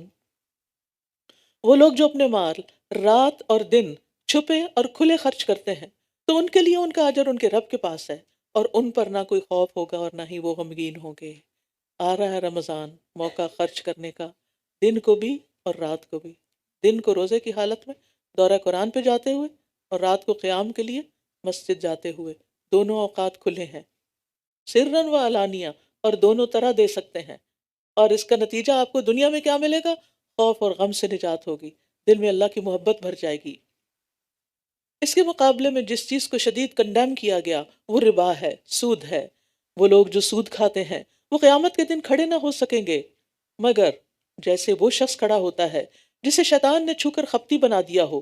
یہ اس وجہ سے ہے کہ وہ کہتے ہیں کہ بے شک تجارت بھی سود کی طرح ہے، بے شک تجارت بھی سود ہی کی طرح ہے، حالانکہ تجارت کو اللہ نے حلال کیا ہے اور سود کو حرام۔ تو جس کے پاس اس کے رب کی طرف سے کوئی نصیحت آ جائے اور وہ باز آ جائے تو جو پہلے ہو چکا ہے وہ اسی کا ہے، اور اس کا معاملہ اللہ کے سپرد ہے۔ اور جو کوئی سود کی طرف دوبارہ لوٹ آئے تو یہی لوگ آپ کے ساتھی ہیں، وہ اس میں ہمیشہ رہنے والے ہیں۔ تو اس سے کیا پتہ چلتا ہے کہ اللہ تعالیٰ صدقات کو پسند کرتا ہے لیکن سود کو ناپسند کرتا ہے۔ سود کیا ہے؟ ربا کیا ہے؟ ربا کا مطلب تو بڑھنا، یعنی کسی کو اگر آپ نے قرضہ دیا ہے تو واپس اتنی اماؤنٹ لینے کی بجائے اس سے زیادہ فکس کر کے لیں، تو جو فکس کیا ہوا مال ہوتا ہے وہ ربا شمار ہوتا ہے۔ اور یہاں اس آیت سے یہ بھی پتہ چلتا ہے کہ شیطان انسان کو نقصان پہنچانے کی کوشش کرتا ہے، خصوصاً اس کے دماغ پہ حملہ آور ہوتا ہے، اسے چوکے مارتا ہے، غصہ دلاتا ہے، اسی لیے من ہمزات الشیاطین سے پناہ مانگی گئی ہے۔ پھر اسی طرح شیطان انسان کو بھلواتا بھی ہے۔ حضرت ایوب علیہ السلام نے کہا تھا انی مسنی الشیطان بنصب و عذاب، بے شک شیطان نے مجھے بڑا دکھ اور تکلیف پہنچائی ہے، یعنی بعض بیماریوں کا سبب بھی شیطان بنتا ہے۔ اور یاد رکھیے اس آیت میں سود خوروں کے لیے وعید بھی ہے۔ جابر رضی اللہ عنہ کہتے ہیں رسول اللہ صلی اللہ علیہ وسلم نے لعنت فرمائی سود کھانے والے پر، سود دینے والے پر، سود لکھنے والے پر، اور سودی لین دین کے گواہوں پر، اور آپ نے فرمایا وہ سب گناہ میں برابر ہیں۔ فرمایا یمحق اللہ الربا ویربی الصدقات، اللہ سود کو مٹاتا ہے اور صدقات کو بڑھاتا ہے، اور اللہ کسی بھی ناشکرے سخت گناہگار کو پسند نہیں کرتا۔ یعنی انسان مالدار ہو کر محتاج کو قرض بھی مفت میں نہ دے، جب تک کہ سود نہ لے، تو یہ نعمت کی سخت ناشکری ہے۔ ان الذین آمنوا وعملوا الصالحات، بے شک وہ لوگ جو ایمان لائے اور انہوں نے نیک اعمال کیے اور نماز قائم کی اور زکوٰۃ ادا کی، ان کے لیے ان کا اجر ان کے رب کے پاس ہے، ان پر کوئی خوف نہ ہوگا اور نہ ہی وہ غمگین ہوں گے۔ اے لوگو جو ایمان لائے ہو اللہ سے ڈرو، اور سود میں سے جو لوگوں کے ذمہ باقی رہ گیا ہو اسے چھوڑ دو، اگر تم واقعی مومن ہو۔ پھر اگر تم ایسا نہیں کرتے تو جان لو کہ تمہارے لیے اللہ اور اس کے رسول کی طرف سے اعلان جنگ ہے، اور اگر تم توبہ کر لو تو تمہارے اصل مال تمہارے لیے ہیں، نہ تم ظلم کرو گے اور نہ تم پر ظلم کیا جائے گا۔ یعنی اگر تم نے سود نہ چھوڑا تو اللہ اور رسول کی طرف سے اعلان جنگ ہے۔ یہ وہ وعید ہے جو کسی اور جرم کے بارے میں نہیں دی گئی اتنے واضح الفاظ میں۔ پھر فرمایا اور اگر وہ مقروض تنگ دست ہو تو آسانی تک مہلت دینا ہوگی، اور اگر تم اصل قرض یعنی صدقہ کر دو تو وہ تمہارے لیے بہتر ہے اگر تم جانتے ہو، یعنی تنگ دست کو مہلت دو یا اس کا قرضہ ہی معاف کر دو، کیونکہ جاہلیت میں قرض ادا نہ کرنے کی صورت میں سود در سود سے اصل رقم میں اضافہ ہوتا جاتا تھا۔ بعض اوقات تھوڑی سی رقم ایک پہاڑ بن جاتی تھی، جو اصل مال ہوتا تھا اس سے کئی گنا زیادہ لوٹانا پڑتا تھا اور ادائیگی ناممکن ہو جاتی۔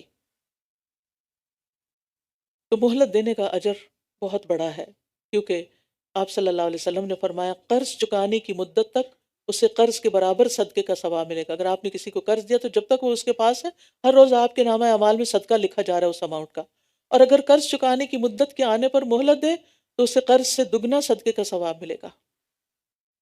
نبی صلی اللہ علیہ وسلم نے فرمایا جس نے اپنے قرض دار کو مہلت دی یا قرض معاف کر دیا تو اللہ تعالیٰ اسے قیامت کے دن اپنا سایہ عطا فرمائے گا۔ وَاتَّقُوا يَوْمًا تُرْجَعُونَ فِيهِ إِلَى اللَّهِ، اور اس دن سے ڈرو جس میں تم سب اللہ کی طرف لوٹائے جاؤ گے، پھر ہر شخص کو جو اس نے کمایا پورا پورا بدلہ دے دیا جائے گا اور وہ ظلم نہ کیے جائیں گے۔ اب قرآن مجید کی سب سے طویل لمبی آیت آ رہی ہے، آیت دین۔ یا ایھا الذین آمنوا اذا تداینتم بدین الی اجل مسمى فاکتبوہ، اے لوگو جو ایمان لائے ہو، جب تم ایک وقت مقرر تک کے لیے آپس میں قرض کا لین دین کرو تو اسے لکھ لیا کرو، اور چاہیے کہ لکھنے والا تمہارے درمیان عدل کے ساتھ لکھے، اور لکھنے والے کو لکھنے سے انکار نہیں کرنا چاہیے، جیسا کہ اللہ نے اسے سکھایا ہے تو اس کو لکھنا چاہیے، اور املا اس شخص کو کروانی چاہیے جس کے ذمہ حق یعنی قرض ہو، اور اسے اللہ سے ڈرنا چاہیے جو اس کا رب ہے، اور وہ اس میں کسی بھی چیز کی کمی نہ کرے۔ پھر اگر وہ شخص جس کے ذمہ قرض یعنی حق قرض یعنی قرض ہو، اور پھر اگر وہ شخص جس کے ذمہ حق یعنی قرض ہو وہ ناسمجھ یا کمزور ہو یا املا کروانے کی خود استطاعت نہ رکھتا ہو، تو اس کا ولی عدل کے ساتھ املا کروائے، اور اپنے مردوں میں سے 2 کو گواہ بنا لو۔ پھر اگر 2 مرد نہ ہوں تو ان گواہوں میں سے جنہیں تم پسند کرتے ہو ایک مرد اور 2 عورتیں گواہی دیں، سہولت کے لیے، آسانی کے لیے 2 عورتوں کا کہا گیا کہ اگر ان دونوں میں سے ایک عورت بھول جائے تو ان میں سے ایک دوسری کو یاد دہانی کرا دے، اور گواہ جب گواہی دینے کے لیے بلائے جائیں تو وہ انکار نہ کریں، اور قرض چھوٹا ہو یا بڑا اس کے مقرر وقت تک کے لیے اس کی دستاویز لکھنے میں تم سستی نہ کرو، یہ اللہ کے نزدیک زیادہ انصاف والا ہے، اور گواہی دینے کے لیے زیادہ درست ہے، اور زیادہ قریب ہے کہ تم لوگ یعنی فریقین شک میں نہ پڑو، مگر یہ کہ نقد تجارت ہو جس کا تم آپس میں لین دین کرتے ہو، تو تم پر کچھ گناہ نہیں کہ تم اس کو نہ لکھو، اور جب تم باہم خرید و فروخت کرو تو احتیاطاً گواہ مقرر کر لیا کرو، اور دستاویز لکھنے والے اور گواہی دینے والے کو نقصان نہ پہنچایا جائے، اور اگر تم ایسا کرو گے تو یقیناً یہ تمہاری سخت نافرمانی ہوگی، اور اللہ سے ڈرو، اور اللہ تمہیں سکھاتا ہے، اور اللہ ہر چیز کو خوب جاننے والا ہے۔ جب سود کو حرام کیا گیا تو قرض کا صحیح طریقہ بھی بیان کر دیا گیا۔ تو اصولی طور پر 3 باتیں اہم ہیں اس میں۔ ایک یہ کہ جو قرض دیا جا رہا ہے وہ لکھا جائے، کیونکہ جب لوگ لکھتے نہیں تو بعد میں بھول چوک کی صورت میں پھر لڑائی جھگڑے ہوتے ہیں، قطع تعلق ہی ہو جاتی ہے، رشتے تک ختم ہو جاتے ہیں۔ دوسرے، مدت مقرر کر لینا، ڈیڈ لائن دینا کہ اس وقت تک کے لیے قرض ہے۔ تیسرے، گواہ بنا لینا۔ عام طور پر لوگ جب ادھار یا قرض دیتے ہیں تو لکھنے کو معیوب سمجھتے ہیں، اور سب کہتے ہیں کہ تمہیں ٹرسٹ نہیں، یہ تو کوئی مسئلہ نہیں، لے جاؤ، ہو جائے گا بعد میں معاملہ۔ اس وقت بڑی خوش اخلاقی سے پیش آتے ہیں، اور پھر بعد میں جب غلط فہمیاں پیدا ہو جاتی ہیں تو پھر لڑائی جھگڑے شروع ہو جاتے ہیں اور اگلی پچھلی کسر نکال دی جاتی ہے۔ تو جو اللہ تعالیٰ نے ہمیں طریقہ سکھا دیا ہے یہ زیادہ مبنی بر انصاف ہے، مبنی بر حکمت ہے، اور ایسے معاملات میں اس احتیاط ہی کرنی چاہیے تاکہ آئندہ انسان جھگڑوں سے بچ سکے۔ اور اگر تم سفر میں ہو اور قرض لینا چاہو اور تمہیں کوئی دستاویز لکھنے والا نہ ملے تو کوئی چیز بطور رہن قرض دینے والے کو قبضے میں دے دی جائے۔ پھر اگر تم میں سے ایک دوسرے پر اعتبار کرے اور بغیر رہن رکھے قرض دے دے تو وہ مقروض جو امین بنایا گیا ہو وہ قرض دینے والے کو اس کی امانت یعنی قرض ادا کر دے، اور اسے اللہ سے ڈرنا چاہیے جو اس کا رب ہے، اور تم گواہی کو مت چھپاؤ، اور جو کوئی اسے چھپائے گا یقیناً اس کا دل گناہگار ہے، اور جو کچھ تم کرتے ہو اللہ اس کو خوب جاننے والا ہے۔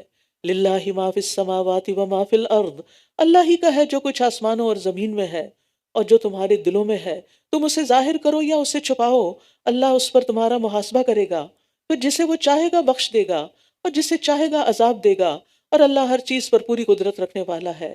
اس سے پتہ چلتا ہے کہ دل کے بعض افعال پر بھی محاسبہ ہوگا جن پر انسان کا اختیار ہوتا ہے، مثلا ایمان، کفر، شرک، یا کسی نیکی یا بدی کا پختہ ارادہ کرنا، اور اس پر پکڑ بھی ہو سکتی ہے۔ مثلا ایک شخص نے پکا ارادہ کیا کہ چوری کرے گا، لیکن اس کو موقع نہیں ملا تو وہ گناہ پھر لکھ لیا جائے گا، اس کا محاسبہ ہوگا۔ لیکن جو خیالات خود بخود آ جاتے ہیں تو پھر ان پر پکڑ نہیں۔ اسی طرح برے برے وسوسے جو ہیں ان پر بھی پکڑ نہیں۔ پھر سورۃ البقرہ کی آخری 2 آیات، قرآن مجید کی طویل ترین سورت مکمل ہو رہی ہے۔ آمن الرسول بما انزل الیہ من ربہ والمؤمنون کل آمن باللہ وملائکتہ وکتبہ ورسلہ، رسول اس پر ایمان لایا جو اس کے رب کی طرف سے اس پر نازل کیا گیا، اور سارے مومن بھی، یہ سب اللہ پر اور اس کے فرشتوں اور اس کی کتابوں پر اور اس کے رسولوں پر ایمان لائے۔ وہ کہتے ہیں ہم اس کے رسولوں میں سے کسی ایک کے درمیان بھی فرق نہیں کرتے، اور انہوں نے کہا ہم نے سنا اور ہم نے اطاعت کی، اے ہمارے رب ہم تیری مغفرت طلب کرتے ہیں اور تیری ہی طرف لوٹ کر جانا ہے۔ لا یکلف اللہ نفسا الا وسعها لها ما کسبت وعلیہا ما اکتسبت۔ اللہ کسی جان کو اس کی وسعت سے بڑھ کر تکلیف نہیں دیتا، جو اس نے نیکی کمائی وہ اسی کے فائدے کے لیے ہے، جو اس نے نیکی کمائی وہ اسی کے لیے ہے، اور جو اس نے برائی کمائی اسی کے ذمے اس کا نقصان ہے۔ اے ہمارے رب، اگر ہم بھول جائیں یا ہم خطا کریں تو ہمارا مواخذہ نہ کرنا، ہمیں نہ پکڑنا۔ اے ہمارے رب، ہم پر ایسا بوجھ نہ ڈالنا جیسا تو نے ہم سے پہلے لوگوں پہ ڈالا۔ اے ہمارے رب، اور تو ہم سے وہ بوجھ نہ اٹھوا جس کو اٹھانے کی ہم طاقت نہیں رکھتے، اور ہم سے درگزر فرما اور ہمیں بخش دے اور ہم پر رحم فرما۔ تو ہی ہمارا مولا ہے، بس کافر قوم کے مقابلے میں ہماری مدد فرما۔ یہ اور اس سے پہلی آیت یعنی آخری دو آیات رسول اللہ صلی اللہ علیہ وسلم کو معراج کے موقع پر سدرۃ المنتہا کے پاس عطا فرمائی گئی۔ حدیث میں اس کی بہت فضیلت آئی ہے ان آیات کی۔ فرمایا کہ جو شخص رات کو سورۃ البقرہ کی آخری دو آیتیں پڑھ لے وہ اس کے لیے کافی ہو جائیں گی، اور پھر یہ عرش کے خاص خزانے سے نبی صلی اللہ علیہ وسلم کو عطا کی گئیں۔ سورۃ آل عمران۔ ألف لام ميم الله لا إله إلا هو الحي القيوم۔ سورۃ آل عمران اہم صورتوں میں سے ایک ہے۔ ابو امامہ رضی اللہ عنہ کہتے ہیں کہ رسول اللہ صلی اللہ علیہ وسلم نے فرمایا، قرآن کو سیکھو کیونکہ یہ قیامت کے دن اپنے پڑھنے والوں کی سفارش کرے گا۔ چاہتے ہیں آپ سفارش تو اس کو پڑھا کریں۔ دو روشن صورتیں یعنی سورۃ البقرہ اور سورۃ آل عمران کو سیکھو کیونکہ یہ دونوں صورتیں قیامت کے دن صائبانوں کی شکل یا پرندوں کی دو صف بستہ ٹولیوں کی شکل میں آئیں گی اور اپنے پڑھنے والوں کا دفاع کریں گی، ان کو پروٹیکٹ کریں گی۔ الف لام میم اللہ لا الہ الا هو الحی القیوم۔ اللہ، اس کے سوا کوئی معبود نہیں، وہ ہمیشہ سے زندہ سب کو قائم رکھنے والا ہے۔ یہ دونوں نام بہت اہم نام ہیں۔ ان ناموں کے ساتھ جب اللہ تعالیٰ کو پکارا جاتا ہے تو دعائیں قبول ہوتی ہیں۔ ان دونوں ناموں سے دعا کرنی چاہیے۔ حضرت انس کہتے ہیں کہ میں نبی صلی اللہ علیہ وسلم کے ساتھ تھا کہ ایک آدمی نے دعا کی، کہا یا بدیع السماوات یا حی یا قیوم انی اسألک، اے آسمانوں کو عدم سے وجود میں لانے والے، اے زندہ، اے قائم رہنے والے، میں تجھ سے سوال کرتا ہوں۔ تو آپ نے فرمایا کیا تمہیں معلوم ہے کہ اس نے کس چیز کے ساتھ دعا کی؟ قسم ہے اس ذات کی جس کے قبضے میں میری جان ہے، اس نے اللہ کو اس کے اس نام سے پکارا ہے کہ جب اس نام سے اس کو پکارا جاتا ہے تو وہ قبول فرماتا ہے۔ تو یا حی یا قیوم برحمتک استغیث کہہ کے اللہ کو پکار کے فریادیں کیا کریں۔ اور خاص طور پر نبی صلی اللہ علیہ وسلم پر جب کوئی پریشان کن معاملہ آ پڑتا تو یہ دعا کیا کرتے تھے، یا حی یا قیوم برحمتک استغیث، اے زندہ اور اے قائم رہنے والے، تیری رحمت کے وسیلے سے فریاد کرتا ہوں۔ تو اللہ کی رحمت ہر چیز پہ چھائی ہوئی ہے۔ نزل علیک الکتاب بالحق، اس نے آپ پر حق کے ساتھ کتاب نازل کی جو ان کی تصدیق کرنے والی ہے جو اس سے پہلے تھیں، اور اسی نے تورات اور انجیل نازل کی اس سے پہلے لوگوں کی ہدایت کے لیے، اور اسی نے فرقان یعنی قرآن نازل کیا۔ یقیناً جن لوگوں نے اللہ کی آیات کا انکار کیا ان کے لیے سخت عذاب ہے، اور اللہ بہت زبردست اور انتقام لینے والا ہے۔ کس سے انتقام لے گا؟ اپنے مجرموں سے، نافرمانوں سے۔ اور یہ اللہ تعالیٰ کی پہلی صفت ہے۔ بعض لوگوں نے اللہ کے ناموں کی جو لسٹ بنائی ہے اس میں المنتقم لکھا ہوا ہے۔ منتقم اللہ کا نام نہیں ہے، ذوالانتقام اس کی صفت ہے کہ انتقام لینے والا ہے۔ ان اللہ لا یخفی علیہ شیء فی الارض ولا فی السماء، بے شک کوئی چیز اللہ سے چھپی ہوئی نہیں، نہ زمین میں اور نہ آسمان میں۔ اس سے کیا پتہ چلتا ہے کہ ہمارے اعمال میں سے بھی کچھ اللہ سے چھپا ہوا نہیں۔ کوئی بھی گناہ کرنے لگے تو ایسی جگہ سوچیں جہاں آپ اللہ کی نگاہ سے چھپ سکیں۔ ہے کوئی جگہ دنیا میں؟ کہیں بھی نہیں۔ وہی ہے جو رحموں میں تمہاری صورت بناتا ہے جس طرح وہ چاہتا ہے، اس کے سوا کوئی معبود نہیں، بہت زبردست خوب حکمت والا ہے۔ تو ہماری صورتیں کس نے بنائی؟ اللہ نے۔ لہٰذا کسی کی بھی صورت کا مذاق نہ بنائیں، کیونکہ وہ اس نے خود نہیں بنائی، وہ اللہ نے بنائی ہے۔ لہٰذا کسی کو دیکھ کے ہنسے نہیں، اور کوئی ریشسٹ کامنٹ پاس نہیں کریں، اور تبصرے نہیں کریں کہ فلاں کا ناک ایسا، فلاں کی آنکھیں چنی، فلاں کی ہونٹ ایسے، فلاں کا رنگ ایسا. اس بات پہ تبصرہ کرنا چھوڑ دیں، اس کو اپنی گفتگو سے بالکل آؤٹ کر دیں، اور اگر کوئی اور بات کر رہا ہو تو اس کو بالکل انکریج نہ کریں، اور سیریسنس کا مظاہرہ کریں کہ تم کر کیا رہے ہو، اللہ کی بنائی ہوئی چیز کا مذاق اڑا رہے ہو، اس پہ تم تنقید کر رہے ہو، اس کے نقص نکال رہے ہو. اللہ تعالیٰ فرماتے ہیں وَصَوَّرَكُمْ فَأَحْسَنَ صُوَرَكُمْ، اس نے تمہاری صورت بنائی تو بہت اچھی بنائی. وہی ہے جس نے آپ پر کتاب نازل کی جس میں محکم یعنی واضح آیات ہیں جو کتاب کی اصل یعنی بنیاد ہیں، اور کچھ دوسری متشابہ ہیں. بس وہ لوگ جن کے دلوں میں ٹیڑھ ہے وہ اس میں سے فتنے اور منمانی تعویل کی تلاش میں متشابہ آیات کے پیچھے لگ جاتے ہیں، حالانکہ ان کا حقیقی مطلب اللہ کے سوا کوئی نہیں جانتا. اور جو علم میں پختہ کار ہیں وہ کہتے ہیں ہم ان پر ایمان لائے، سب کچھ ہمارے رب کی طرف سے ہے، اور نصیحت تو صرف عقل والے ہی حاصل کرتے ہیں. تو محکم آیات وہ ہیں جن کا مفہوم بالکل واضح اور صریح ہوتا ہے، اس میں کسی تعویل کی گنجائش نہیں ہوتی، اسی لیے ان کو ام الکتاب کہا گیا، یعنی اصل اور بنیاد. ان آیات میں عموماً دین کے بنیادی عقائد، عبادات اور احکام بیان کیے گئے ہیں، اور کچھ نصیحتیں اور عبرتیں بھی ان میں شامل ہیں. متشابہات سے مراد وہ آیات ہیں جو ملتے جلتے کئی معنی کا احتمال رکھتی ہیں، اور بعض اوقات لوگوں کو ان کی مراد سمجھنے میں یعنی شبہ ہو جاتا ہے، یا اس میں تعویل کی گنجائش نکل آتی ہے. تو ایمان تو سب آیات پہ لانا چاہیے، لیکن متشابہ آیات کی تفصیلات میں جانے کی ضرورت نہیں، ان کو جاننا ضروری نہیں، اور نہ ہماری عقل کے لیے ممکن ہے. ربنا لا تزغ قلوبنا بعد إذ هديتنا وهب لنا من لدنك رحمة إنك أنت الوهاب. اے ہمارے رب، ہدایت دینے کے بعد ہمارے دلوں کو ٹیڑھا نہ کرنا، اور ہمیں اپنے پاس سے رحمت عطا فرما، بے شک تو ہی بہت عطا کرنے والا ہے. کیونکہ لوگ متشابہ آیات کے پیچھے پڑھ کر گمراہ ہو جاتے ہیں. یا اللہ ہمیں گمراہ ہونے سے بچانا، ہمارے دل کو دین پر ثابت قدمی عطا کرنا. رسول اللہ صلی اللہ علیہ وسلم کی دعاؤں میں سے کثرت سے مانگی جانے والی دعا کیا تھی؟ اللہم مصرف القلوب صرف قلوبنا علی طاعتک، اور اللہم ثبت قلبی علی دینک. اور پھر اللہ سے رحمت مانگنا. اللہ کی ایک رحمت وہ ہے جس نے اپنے مومنوں کو خاص کیا ہے، اور وہ ایمان کی رحمت ہے. متقین کو جس کے ساتھ خاص کیا وہ اطاعت بجا لانے کی رحمت ہے. اپنے اولیاء کو جس کے ساتھ خاص کیا وہ ان کو ولایت عطا کرنے کی ہے، اور جس کے ساتھ اس نے اپنے انبیاء کو خاص کیا وہ نبوت کی ہے. نبوت کے درجے تک پہنچ گئے اللہ کی رحمت سے. تو راسخین فی العلم دعا کیا کرتے ہیں؟ وَهَبْ لَنَا مِن لَدُنْكَ رَحْمَةً، ہمیں بھی رحمت عطا کر، خاص رحمت عطا کر.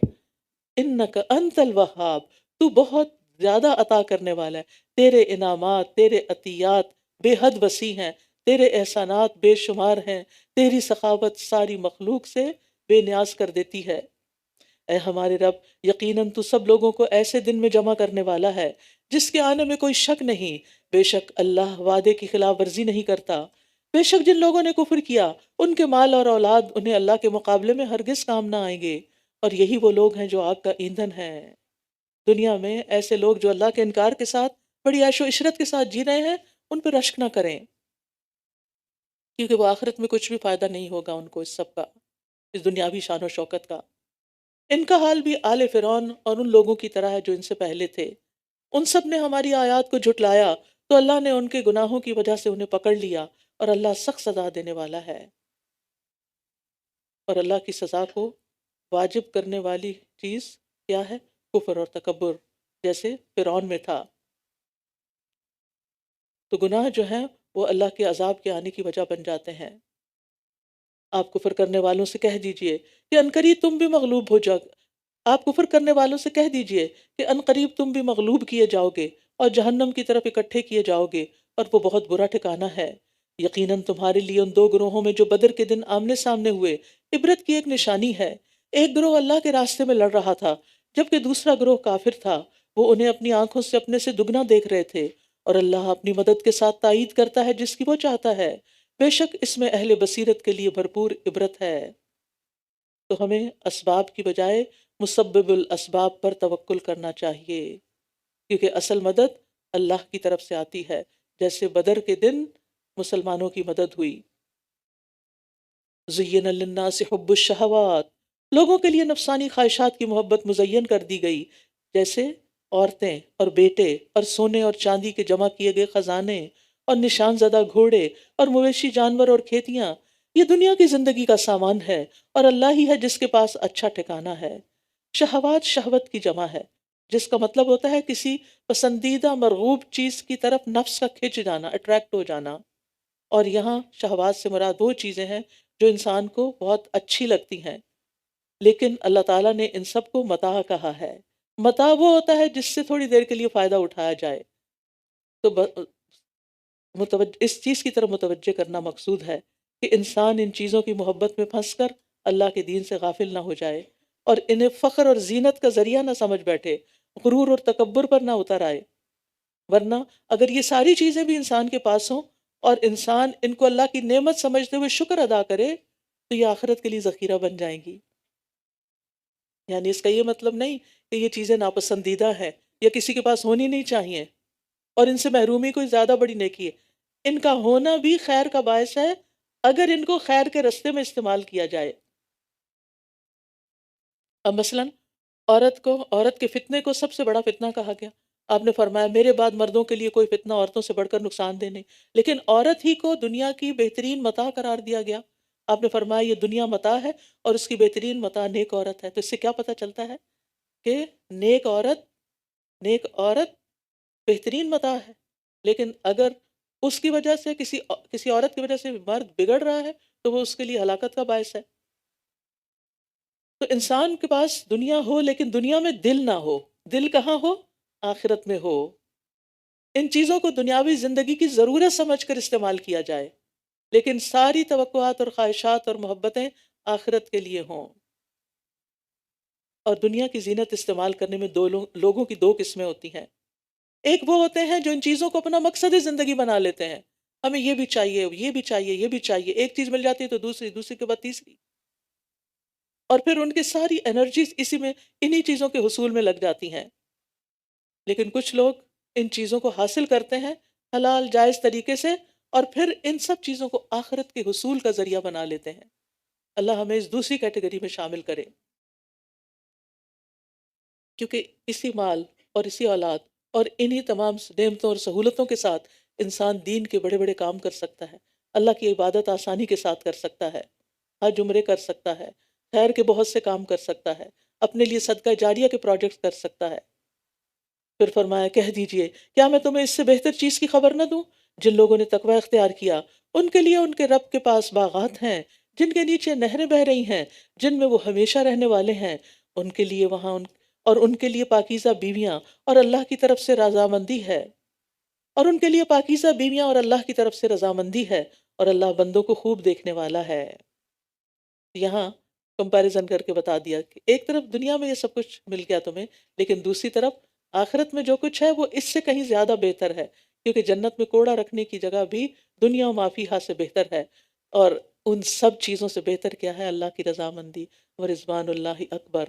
یہ جنت کی نعمتوں میں سے سب سے افضل نعمت ہے، لہٰذا ہمیں ہر نیک عمل کے بعد یہ فکر اور خواہش ہونی چاہیے کہ اللہ آپ اس سے راضی ہو جائیں۔ الذین یقولون ربنا اننا آمنا فاغفر لنا ذنوبنا وقنا عذاب النار۔ یہ وہ لوگ ہیں جو کہتے ہیں اے ہمارے رب، بے شک ہم ایمان لائے، تو ہمارے گناہوں کو بخش دے اور ہمیں آگ کے عذاب سے بچا لے۔ تو اس سے کیا پتہ چلتا ہے کہ نیک عمل کے وسیلے سے دعا کرنی چاہیے۔ یہاں وہ ایمان کا واسطہ دے کر دعا کریں، اللہ ہم ایمان لے آئے ہیں، اب آپ ہمیں بخش دیں۔ تو اس طرح ہمیں اس طرح سے بھی دعا قبول ہوتی ہے، جیسے وہ غار میں پھنسنے والوں نے اپنے نیک اعمال کو وسیلہ بنا کے دعا کی تھی۔ کون ہیں یہ نیک ایمان لانے والے اور ان کے کیا ہیں نیک اعمال؟ الصابرین والصادقین والقانتین والمنفقین والمستغفرین بالاسحار، جو صبر کرنے والے اور سچ بولنے والے اور اطاعت کرنے والے، اللہ کی راہ میں خرچ کرنے والے اور سحری کے اوقات میں استغفار کرنے والے ہیں۔ اللہ ہمیں یہ ساری صفات عطا کر دے۔ صادق وہ ہوتے ہیں جن کی نیتیں بھی سچی ہوں، اعمال بھی کھرے ہوں، ان کے دل اور زبانیں مستقیم ہوں، چھپے ہوئے اور اعلانیہ سب کاموں میں سچے ہوں، فرما بردار ہوں، رب کے فرما بردار، قانتین ہوں، متقین ہوں، متقین وہ ہیں جو اللہ کی اطاعت میں جہاں جہاں اللہ نے جو کرنے کا حکم دیا اللہ کی خاطر کرتے ہیں۔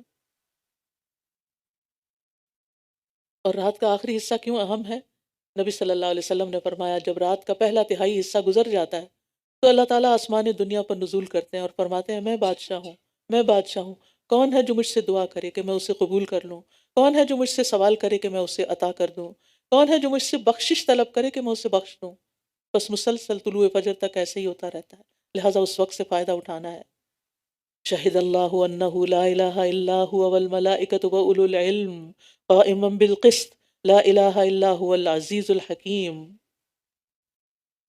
اللہ نے گواہی دی کہ اس کے سوا کوئی معبود نہیں، اور فرشتوں اور اہل علم نے بھی، اور یہ کہ وہ انصاف پر قائم ہے، اس کے سوا کوئی معبود نہیں، بہت زبردست خوب حکمت والا ہے۔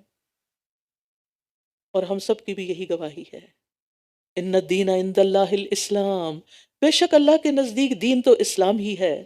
اور اہل کتاب نے علم آ جانے کے بعد محض باہمی ضد کی بنا پہ اختلاف کیا، اور جو اللہ کی آیات کا انکار کرے تو یقیناً اللہ جلد حساب لینے والا ہے۔ یاد رکھیے اللہ نے جتنے بھی انبیاء بھیجے سب کا دین اسلام تھا، اور اہل کتاب نے حقیقت جان لی کہ نبی صلی اللہ علیہ وسلم جو دین پیش کر رہے ہیں وہ اسلام ہی ہے، اور آپ اللہ کے سچے اور آخری نبی ہیں، لیکن حسد، بغض اور اناد کی بنا پر انہوں نے اس سے انحراف کر لیا۔ پھر اگر وہ آپ سے جھگڑا کریں تو آپ کہہ دیجئے کہ میں نے اپنا چہرہ اللہ کے سپرد کر دیا، اور اس نے بھی جس نے میری پیروی کی۔ اور اہل کتاب اور امی یعنی ان پڑھ لوگوں سے پوچھئے کہ کیا تم اسلام لاتے ہو؟ پھر اگر وہ اسلام لے آئیں تو یقیناً وہ ہدایت پا گئے، اور اگر وہ منہ موڑ جائیں تو بے شک آپ کے ذمہ صرف پہنچا دینا ہے، اور اللہ بندوں کو خوب دیکھنے والا ہے، یعنی پھر وہ خود ان سے نپٹ لے گا۔ بے شک وہ لوگ جو اللہ کی آیات کا انکار کرتے ہیں اور نبیوں کو ناحق قتل کرتے ہیں، اور لوگوں میں سے جو انصاف کرنے کا حکم دیتے ہیں انہیں بھی قتل کر دیتے ہیں، تو آپ انہیں دردناک عذاب کی خوشخبری دے دیجئے۔ یہی وہ لوگ ہیں جن کے اعمال دنیا اور آخرت میں برباد ہو گئے، اور ان کے لیے کوئی بھی مددگار نہ ہوگا۔ یہ بہت بڑا جرم ہے جو اعمال کو بھی برباد کر دیتا ہے۔ کیا آپ نے ان لوگوں کو نہیں دیکھا جو کتاب کا کچھ حصہ دیے گئے، تھے وہ باہمی جھگڑوں میں فیصلے کے لیے کتاب اللہ کی طرف بلائے جاتے ہیں تاکہ وہ ان کے درمیان فیصلہ کرے؟ پھر ان میں سے ایک گروہ منہ پھیر لیتا ہے، اور وہ ہیں ہی روگردانی کرنے والے۔ یہ اس وجہ سے ہے کہ وہ کہتے ہیں کہ ہمیں چند گنے ہوئے دنوں کے سوا آگ ہرگز نہ چھوئے گی، اور انہیں ان کے دین کے بارے میں ان باتوں نے دھوکے میں مبتلا کر رکھا ہے جو وہ خود گھڑتے ہیں، خود ساختہ دین بنا رکھا ہے، خود فریبی۔ پھر کیا حال ہوگا جب ہم انہیں ایسے دن میں جمع کریں گے جس کے آنے میں کوئی شک نہیں، اور ہر شخص کو اس کی کمائی کا پورا پورا بدلہ دے دیا جائے گا، اور ان پر ظلم نہ کیا جائے گا۔ قل اللہم مالک الملک تؤتی الملک من تشاء وتنزع الملک ممن تشاء وتعز من تشاء وتذل من تشاء بیدک الخیر انک علی کل شیء قدیر۔ کہہ دیجئے اے اللہ ساری بادشاہت کے مالک، جسے تو چاہتا ہے بادشاہت عطا کرتا ہے، اور جس سے تو چاہتا ہے بادشاہت چھین لیتا ہے، اور جسے تو چاہتا ہے عزت دیتا ہے، اور جسے تو چاہتا ہے ذلت دیتا ہے۔ ساری بھلائی تیرے ہی ہاتھ میں ہے، بے شک تو ہر چیز پر پوری طرح قدرت رکھنے والا ہے۔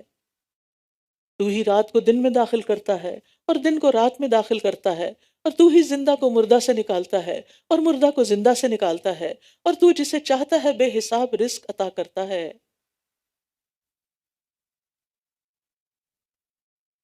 لا يتخذ المؤمنون الكافرین اولیاء من دون المؤمنین، مومنوں کو چھوڑ کر کافروں کو دلی دوست نہ بنائے، اور جو ایسا کرے گا تو وہ اللہ کی طرف سے کسی چیز یعنی حمایت میں نہیں، مگر یہ کہ تم ان کے شر سے بچو جیسا کہ بچنے کا حق ہے، اور اللہ تمہیں اپنی ذات سے ڈراتا ہے اور اللہ ہی کی طرف پلٹنا ہے۔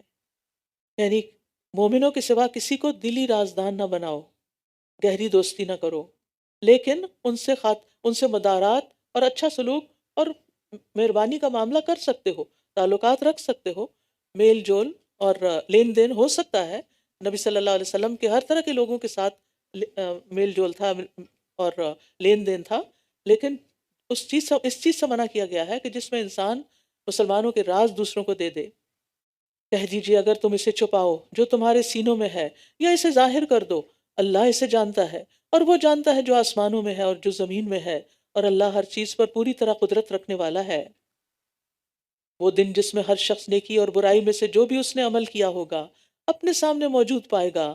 وہ چاہے گا کاش اس کے اور اس کے درمیان اور اس کی برائی کے درمیان دور کا فاصلہ ہوتا، اور اللہ تمہیں اپنی ذات سے ڈراتا ہے، اور اللہ بندوں پر بہت شفقت کرنے والا ہے۔ اب یہ 2 بار آ گئی یہ بات کہ اللہ اپنی ذات سے تمہیں ڈراتا ہے، لہٰذا ہمیں کیا کرنا چاہیے؟ ڈرنا چاہیے، اللہ کی رحمت کی امید بھی ہونی چاہیے، اور ساتھ ساتھ ڈر بھی ہونا چاہیے، تاکہ ہمارے اعمال درست رہیں۔ کیونکہ ہوتا یہ ہے کہ کچھ کام ڈر کے بغیر نہیں ہوتے، یہ ہماری کمزوری ہے، ہماری نفس، ہم یعنی کہ ہماری سائیکالوجی ایسے ہے کہ جب تک ہمیں کوئی پریشر نہیں ہوتا، جب تک کوئی خوف نہیں ہوتا، تو بعض کام ہم کرتے نہیں ہیں۔ قل ان کنتم تحبون اللہ فاتبعونی یحببکم اللہ ویغفر لکم ذنوبکم واللہ غفور الرحیم۔ کہہ دیجیے اگر تم اللہ سے محبت کرتے ہو تو میری پیروی کرو، یعنی رسول اللہ صلی اللہ علیہ وسلم کی۔ اللہ تم سے محبت کرے گا اور وہ تمہارے گناہوں کو بخش دے گا، اور اللہ بہت بخشنے والا، نہایت رحم کرنے والا ہے۔ اللہ کی محبت کا دعویٰ تو سبھی کرتے ہیں، اہل کتاب بھی، مشرکین بھی، سب، لیکن اس دعوے کو سچا کرنے کے لیے ایک پروف چاہیے، اور وہ ہے کہ محمد صلی اللہ علیہ وسلم پر ایمان ہے یا نہیں، اور ان کی تعلیمات پر عمل ہے یا نہیں، سنت کی پیروی ہے یا نہیں۔ شاہ عبد القادر کہتے ہیں جو کوئی کسی کی محبت کا دعویٰ کرے تو اس طرح محبت کرے جس طرح محبوب چاہے، نہ کہ جس طرح اس کا اپنا جی چاہے، اور اسی طرح چاہے تو محبوب اس کو چاہے، یعنی جب وہ ایسا کرے گا تو پھر رب بھی اس سے راضی ہوگا۔ اسی طرح یہ خطاب ہم سب سے بھی ہے کہ اس خالی زبانی محبت کا دعویٰ کافی نہیں، زبانی کلامی اظہار محبت کافی نہیں، بلکہ اپنے اقوال اور افعال سے ثبوت دینا ہوگا، اور دین میں بدعات بھی ایجاد نہیں کرنی، کیونکہ سنت کی پیروی کہاں کرنے کو کہا جا رہا ہے، اپنی مرضی کا پیرالل دین بنانے کو نہیں۔ نبی صلی اللہ علیہ وسلم نے فرمایا جو میری سنت پر عمل نہ کرے وہ مجھ سے نہیں۔ اللہ اور اس کے رسول کی محبت عمل کا مطالبہ کرتی ہے۔ قل اطیعوا اللہ والرسول فإن تولوا فإن اللہ لا يحب الکافرین۔ کہہ دیجئے اللہ اور رسول کی اطاعت کرو، پھر اگر وہ منہ پھیر جائیں تو یقیناً اللہ کفر کرنے والوں سے محبت نہیں کرتا۔ یہاں کفر کس کو کہا جا رہا ہے؟ اطاعت سے منہ موڑنے والے کے عمل کو۔ اور یہاں پر آپ دیکھیے کہ اللہ کی اطاعت کے ساتھ الرسول یعنی محمد صلی اللہ علیہ وسلم کی اطاعت کا الگ سے حکم دیا جا رہا ہے۔ اللہ کی اطاعت بھی کرو اور رسول کی اطاعت بھی کرو، اور اگر منہ موڑتے ہو تو پھر تمہارا یہ طرز عمل قابل قبول نہیں۔ ان اللہ اصطفیٰ آدم و نوحا و آل ابراہیم و آل عمران علی العالمین۔ بے شک اللہ نے آدم اور نوح کو اور آل ابراہیم اور آل عمران کو تمام جہانوں پر چن لیا۔ نبی صلی اللہ علیہ وسلم کس آل میں سے تھے؟ آل ابراہیم میں سے تھے۔ نوح علیہ السلام آدم علیہ السلام سے تھے، ابراہیم علیہ السلام نوح علیہ السلام سے تھے، آل عمران آل ابراہیم سے تھے۔ ایسی نسل جن میں سے بعض بعض کی اولاد ہے، اور اللہ خوب سننے والا، خوب جاننے والا ہے۔ جب عمران کی بیوی کہنے لگی کہ اے میرے رب، بے شک میں نے تیرے لیے نظر مانی ہے کہ جو بھی میرے پیٹ میں ہے وہ ہر ذمہ داری سے آزاد ہوگا، بس تو مجھ سے قبول کر لے، بے شک تو ہی خوب سننے والا، خوب جاننے والا ہے۔ پھر جب اس نے اس کو جنم دیا تو کہنے لگی اے میرے رب، میں نے تو ایک لڑکی کو جنم دیا ہے، حالانکہ اللہ کو خوب معلوم تھا جو اس نے جنا، اور لڑکا لڑکی کی طرح نہیں ہوتا، اور میں نے اس کا نام مریم رکھا ہے، اور میں اسے اور اس کی اولاد کو شیطان مردود سے تیری پناہ میں دیتی ہوں۔ اس سے پتہ چلتا ہے کہ پیدائش کے ساتھ ہی نام رکھا جا سکتا ہے، 7ویں دن کا ضروری نہیں کہ انتظار کیا جائے۔ نبی صلی اللہ علیہ وسلم نے فرمایا تھا کہ آج رات میرے گھر بچہ پیدا ہو، میں نے اپنے باپ ابراہیم علیہ السلام کے نام پر اس کا نام رکھا ہے۔ چنانچہ اس کے رب نے اسے اچھی طرح قبول کر لیا اور اس کی بہت اچھی پرورش کی، اور زکریا کو اس کا کفالت کرنے والا بنا دیا۔ اور جب کبھی زکریا اس پر محراب میں داخل ہوتا تو اس کے پاس رزق پاتا، وہ کہتا اے مریم، یہ تیرے لیے کہاں سے آتا ہے؟ وہ کہتی یہ اللہ کے پاس سے ہے، بے شک اللہ جسے چاہتا ہے بے حساب رزق دیتا ہے۔ یہ زکریا علیہ السلام کون تھے؟ یہ وہی اللہ کے نبی ہیں۔ عام قول کے مطابق یہ ان کے خالو تھے، مگر صحیح بات یہ ہے کہ وہ مریم علیہ السلام کے بہنوئی تھے۔ اس کی دلیل حدیث معراج سے ملتی ہے، جس میں دوسرے آسمان پر رسول اللہ صلی اللہ علیہ وسلم کی یحییٰ اور عیسیٰ علیہ السلام سے ملاقات کا ذکر ہے، اور وہاں وضاحت آتی ہے کہ یہ دونوں خالہ زاد بھائی تھے۔ تو خالہ زاد بھائی اسی صورت میں ہو سکتے ہیں کہ جب دو بہنوں کے بچے ہوں۔ اور یہاں پر آپ دیکھیے کہ آ، عبادت خانے میں نماز پڑھنے کے دوران بھی اللہ تعالیٰ نے فرشتوں کے ذریعے انہیں بیٹے کی خوشخبری دی، اور اس کا نام پیدا ہونے سے پہلے ہی رکھ دیا گیا، یحییٰ رکھا گیا نام۔ اس سے بھی پتہ چلتا ہے کہ پیدائش سے پہلے بھی نام سلیکٹ کر سکتے ہیں۔ ہنالک دعا زکریا ربہ، جب زکریا علیہ السلام نے حضرت مریم کی یہ ساری کرامتیں دیکھیں تو انہیں شوق آیا کہ میں بھی اللہ سے یہاں اولاد مانگ لوں، جبکہ وہ ایک طویل عرصے سے مانگ رہے تھے۔ وہیں زکریا علیہ السلام نے اپنے رب سے دعا مانگی، کہا اے میرے رب، مجھے اپنے پاس سے پاکیزہ اولاد عطا کر، بے شک تو ہی دعا کا خوب سننے والا ہے۔ تو فرشتوں نے اس کو پکارا جب وہ محراب میں کھڑا نماز پڑھ رہا تھا کہ اللہ تجھے یحییٰ کی خوشخبری دیتا ہے، جو اللہ کے ایک کلمہ یعنی عیسیٰ کی تصدیق کرنے والا ہوگا، اور سردار اور نہایت پاک باز اور صالحین میں سے ایک نبی ہوگا۔ اس نے کہا اے میرے رب، میرے ہاں لڑکا کیسے ہوگا جبکہ مجھے بڑھاپا آ پہنچا ہے اور میری بیوی بھی بانجھ ہے؟ فرمایا اسی طرح اللہ جو چاہتا ہے کرتا ہے۔ اس نے کہا اے میرے رب، میرے لیے کوئی نشانی مقرر کر دیجئے۔ فرمایا تمہاری نشانی یہ ہوگی کہ تم 3 دن تک لوگوں سے اشارے کے سوا کلام نہ کر سکو گے، اور اس دوران اپنے رب کا کثرت سے ذکر کرنا اور صبح اور شام اس کی تسبیح بیان کرتے رہنا۔ جب اللہ نعمت دے تو پھر کیا کرنا چاہیے؟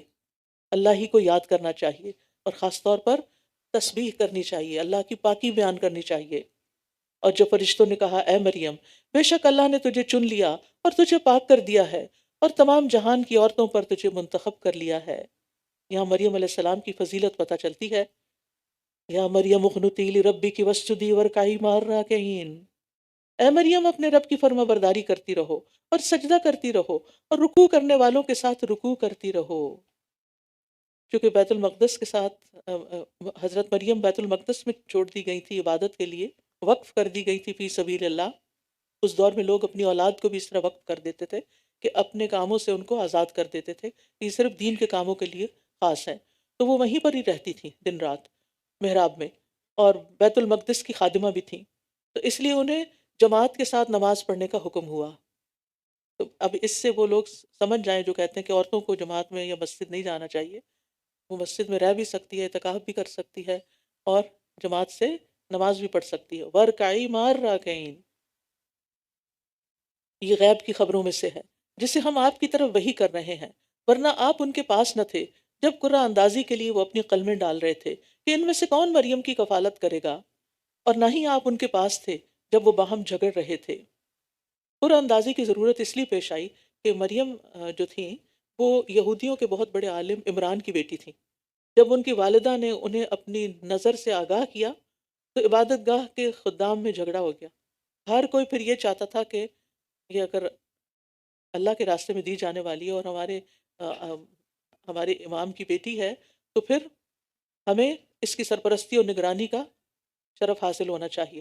تو اس لیے انہوں نے قرعہ اندازی کی، اور قرعہ زکریا علیہ السلام کے نام نکلا۔ جب فرشتوں نے کہا اے مریم، بے شک اللہ تجھے اپنی طرف سے ایک کلمے کی خوشخبری دیتا ہے، یعنی عیسیٰ علیہ السلام کی، اس کا نام مسیح عیسیٰ ابن مریم ہوگا، جو دنیا اور آخرت میں بڑے مرتبے والا ہوگا اور اللہ کے مقرب بندوں میں سے ہوگا، اور وہ لوگوں سے پنگوڑے میں اور پختہ عمر میں کلام کرے گا اور صالح لوگوں میں سے ہوگا۔ بولی اے میرے رب، میرے ہاں کوئی بچہ کس طرح ہوگا حالانکہ مجھے کسی انسان نے چھوا تک نہیں؟ فرمایا اسی طرح اللہ پیدا کرتا ہے جو وہ چاہتا ہے، جب وہ کسی کام کا فیصلہ کر لیتا ہے تو بے شک وہ اس کے لیے کہتا ہے کہ ہو جا تو وہ ہو جاتا ہے، کن فیکون۔ اللہ کے لیے کچھ بھی کرنا مشکل نہیں، امپاسبل نہیں۔ وَيُعَلِّمُهُ الْكِتَابَ وَالْحِكْمَةَ وَالتَّوْرَاةَ وَالْإِنْجِيلَ، اور وہ اسے کتاب اور حکمت اور تورات اور انجیل کی تعلیم دے گا، اور وہ بنی اسرائیل کی طرف ایک رسول ہوگا۔ وہ کہے گا کہ میں تمہارے رب کی طرف سے تمہارے پاس ایک نشانی لایا ہوں، میں تمہارے لیے مٹی سے پرندے کی شکل کی مانند بناتا ہوں، پھر میں اس میں پھونک مارتا ہوں تو وہ اللہ کے اذن سے ایک پرندہ ہو جاتا ہے، اور میں اللہ کے اذن سے پیدائشی اندھے اور برس والے کو تندرست کر دیتا ہوں، اور میں اللہ کے اذن سے مردوں کو زندہ کر دیتا ہوں، اور میں تمہیں اس کی خبر بھی دیتا ہوں جو تم کھاتے ہو اور جو تم اپنے گھروں میں ذخیرہ کرتے ہو، اس میں تمہارے لیے یقیناً ایک نشانی ہے اگر تم مومن ہو۔ یہاں بِإِذْنِ اللہ کا لفظ بار بار آیا ہے۔ اس سے کیا پتہ چلتا ہے کہ اگر اللہ کا حکم نہ ہوتا تو عیسیٰ علیہ السلام یہ معجزات نہیں دکھا سکتے تھے، اور یہی بات ہر نبی کے معجزات کے بارے میں کہی جائے گی کہ وہ دراصل اللہ ہی کے اختیار میں ہوتے ہیں. نبی اپنی ذاتی قابلیت سے کوئی چیز نہیں دکھا سکتے. تو اصل قوت اور اصل اختیار کس کے پاس ہے؟ اللہ رب العزت کے پاس. اور تورات میں سے جو میرے سامنے ہے اس کی تصدیق کرنے والا ہوں، اور تاکہ میں تمہارے لیے بعض وہ چیزیں حلال کر دوں جو تم پر حرام کی گئی تھیں، اور میں تمہارے پاس تمہارے رب کی طرف سے ایک نشانی لایا ہوں، بس اللہ سے ڈرو اور میری اطاعت کرو. تو عیسیٰ علیہ السلام نے دراصل موسیٰ علیہ السلام کی شریعت کی تصدیق کی تھی. وہ تورات پر عمل کی دعوت دینے کے لیے آئے تھے، اور تورات میں سے بعض چیزیں جو بطور تشدید ان پہ حرام کی گئی تھیں ان کو اللہ کے حکم سے حلال قرار دینا بھی ان کے مقصد بعثت میں شامل تھا. ان اللہ ربی و ربکم فاعبدوہ ھذا صراط مستقیم. بڑی اہم آیت ہے. بے شک اللہ ہی میرا رب ہے اور تمہارا رب بھی، بس اسی کی عبادت کرو، یہی سیدھا راستہ ہے. عیسیٰ علیہ السلام نے لوگوں کو کیا سکھایا؟ کہ میرا رب اللہ ہے، میں رب نہیں ہوں، میں گاڈ نہیں ہوں، میں گاڈ کا بیٹا نہیں ہوں، میں تو بندہ ہوں. ان اللہ ربی و ربکم فاعبدوہ، تم سب اس کی عبادت کرو، یہی سیدھا راستہ ہے. پھر جب عیسیٰ علیہ السلام نے ان میں کفر محسوس کیا تو اس نے کہا کون ہے جو اللہ کی راہ میں میرے مددگار ہوں؟ حواریوں نے کہا ہم اللہ کے مددگار ہیں، ہم اللہ پر ایمان لائے اور گواہ رہیے کہ بے شک ہم مسلمان ہیں. تو اس سے کیا پتہ چلتا ہے؟ فَلَمَّا أَحَسَّ عِيسَىٰ مِنْهُمُ الْكُفْرَ، یعنی صرف ان کا گمان نہیں تھا بلکہ حواس کے ذریعے معلوم کر لیا، دیکھ سن کے معلوم کر لیا کہ یہود اور ان کے علماء اللہ کی دی ہوئی نشانیوں اور دلائل اور معجزات کے آگے بے بس ہو چکے ہیں، لیکن پھر بھی مان نہیں رہے اور ان کی زندگی کے درپے ہیں. اب ان کو فکر ہو گئی کہ یہ مجھے ختم کرنے کی سازشیں کر رہے ہیں، اور انہیں یقین ہو گیا کہ اب میرے لیے زندہ رہنا دوبھر ہو گیا ہے. تو انہیں فکر کس بات کی تھی؟ انہیں فکر اس بات کی تھی کہ میرے پیچھے سے دین کی تبلیغ اور نشر و اشاعت کا کام رکنا نہیں چاہیے. لہٰذا انہوں نے اپنے پیروکاروں سے پوچھا کون ہے جو اللہ کی طرف دعوت دینے اور اس کے رستے پر چلنے اور چلانے میں میرا مددگار بنے. اللہ تعالیٰ نے چند لوگوں کو توفیق دی، وہ ایمان لائے اور پوری تندہی کے ساتھ عیسیٰ علیہ السلام کی مدد کرتے رہے، اور یہی لوگ عیسیٰ علیہ السلام کے حواری کہلائے، انصار اللہ کہلائے.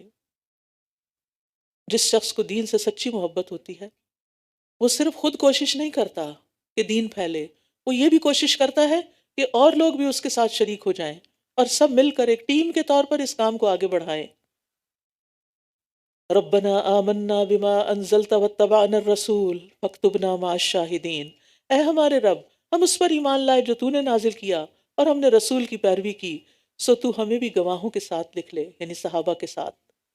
وَمَكَرُوا وَمَكَرَ اللَّهُ وَاللَّهُ خَيْرُ الْمَاكِرِينَ، اور انہوں نے چال چلی اور اللہ نے بھی خفیہ تدبیر کی، اور اللہ خفیہ تدبیر کرنے والوں میں سب سے بہتر ہے. جب اللہ تعالیٰ نے فرمایا اے عیسیٰ، بے شک میں تجھے قبض کرنے والا ہوں اور تجھے اپنی طرف اٹھانے والا ہوں، اور تجھے ان لوگوں سے پاک کرنے والا ہوں جنہوں نے کفر کیا، اور جن لوگوں نے تیری پیروی کی انہیں قیامت کے دن تک کفر کرنے والوں پر فوقیت دینے والا ہوں، پھر تم سب کو میری ہی طرف لوٹنا ہے، تو میں تمہارے درمیان اس چیز کے بارے میں فیصلہ کر دوں گا جس میں تم اختلاف کیا کرتے تھے. یعنی دنیا میں تو یہ اختلاف ہی کر رہے ہیں، فیصلہ نہیں ہو سکتا کہ یہ حق کی طرف آ نہیں رہے، تو اب قیامت کے دن ہی فیصلہ ہوگا. پھر جن لوگوں نے کفر کیا تو میں انہیں دنیا اور آخرت میں بہت سخت عذاب دوں گا، اور ان کے لیے کوئی بھی مددگار نہ ہوگا. اور رہے وہ لوگ جو ایمان لائے اور انہوں نے نیک عمل کیے تو وہ انہیں ان کے اجر پورے پورے دے گا، اور اللہ ظالموں سے محبت نہیں کرتا. یہ اللہ کی آیات اور بہت حکمت والا ذکر ہے جو ہم آپ پر پڑھ رہے ہیں.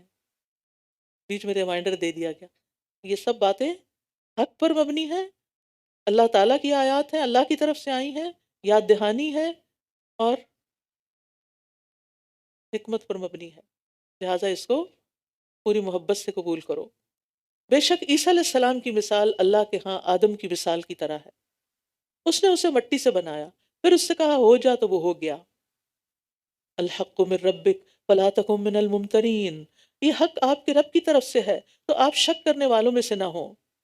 پھر جو کوئی آپ کے پاس علم آ جانے کے بعد اس کے بارے میں آپ سے جھگڑا کرے تو کہہ دیجئے کہ آؤ ہم اپنے اور تمہارے بیٹوں کو اور اپنی اور تمہاری عورتوں کو بلا لیں، اور ہم خود بھی آ جائیں اور تم بھی آ جاؤ، پھر ہم گڑ گڑا کر دعا کریں، پھر ہم جھوٹوں پر اللہ کی لعنت کریں. اس کو مباہلہ کہا جاتا ہے. اور یہ آیت اہل نجران کے بارے میں نازل ہوئی تھی جن کا وفد نبی صلی اللہ علیہ وسلم کے پاس آیا تھا، آپ نے ان کو اسلام کی تبلیغ کی، تعلیم دی، دعوت دی، مسلمان ہونے کی دلائل دیے، اور یہ ساری باتیں بتائیں ان کو، لیکن اس کے باوجود وہ نہیں مانے، تو پھر حق کو واضح کرنے کے لیے ان کو یہ دعوت دی گئی کہ پھر آؤ ہم دعا کرتے ہیں کہ جو جھوٹا اس پہ اللہ کی لعنت ہو۔ تو حذیفہ رضی اللہ عنہ کہتے ہیں کہ عاقب اور السید نجران والے رسول اللہ صلی اللہ علیہ وسلم کے پاس آئے، وہ آپ سے مباہلہ کا ارادہ رکھتے تھے، تو ان میں سے ایک نے دوسرے سے کہا ایسا مت کرو، کیونکہ اللہ کی قسم اگر یہ نبی ہوئے اور ہم نے مباہلہ کر لیا تو ہم فلاح نہیں پائیں گے، اور نہ ہمارے بعد کی نسل۔ تو دونوں نے کہا آپ نے ہم سے جو مطالبہ کیا ہم آپ کو دیں گے، یعنی نبی صلی اللہ علیہ وسلم سے کہا، اور آپ ہمارے ساتھ کوئی امین آدمی بھیج دیں، اور کسی اور کو نہیں، صرف امانت دار کو بھیجیں۔ تو آپ نے کس کو بھیجا تھا؟ آپ نے فرمایا اے ابو عبیدہ بن جراح اٹھو۔ جب وہ کھڑے ہوئے تو آپ نے فرمایا یہ اس امت کا امین ہے۔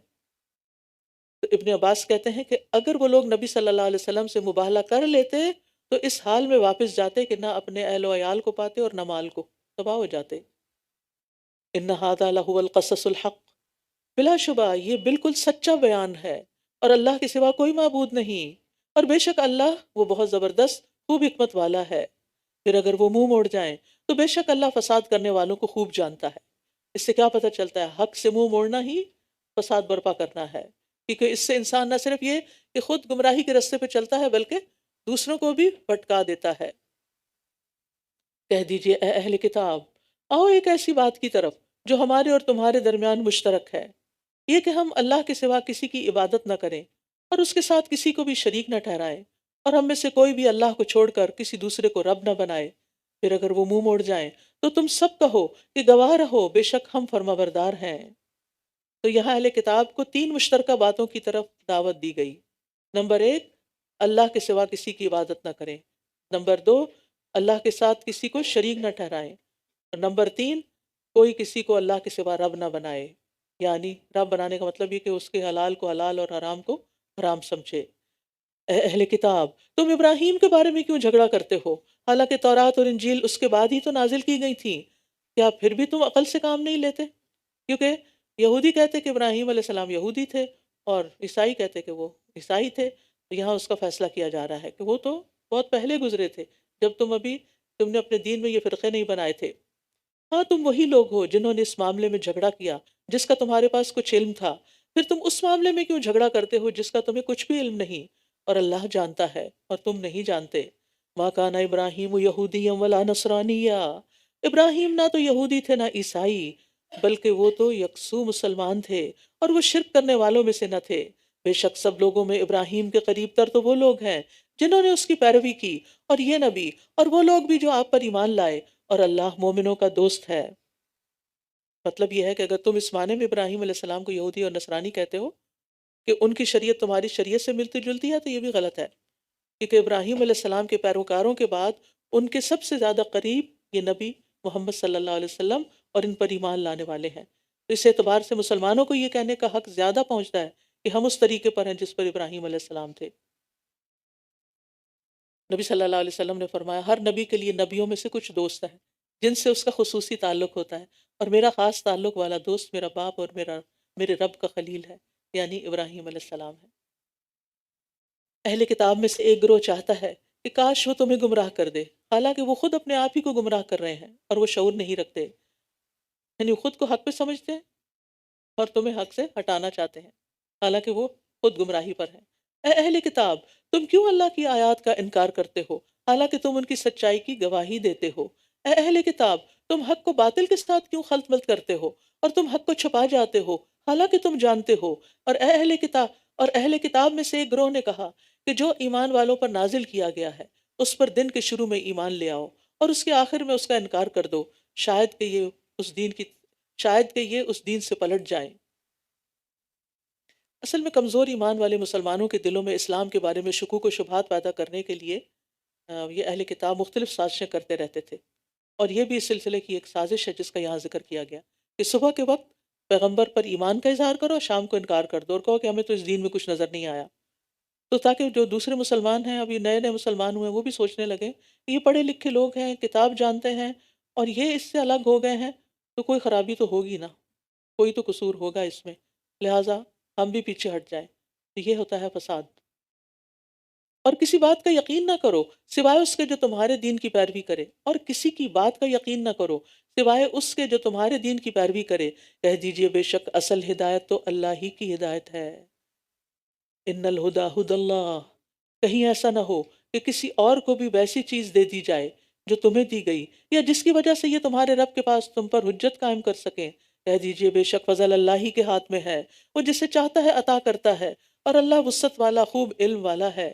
یختص برحمتہ من یشاء واللہ ذو الفضل العظیم، وہ اپنی رحمت کے ساتھ خاص کر لیتا ہے جسے وہ چاہتا ہے، اور اللہ بڑے فضل والا ہے۔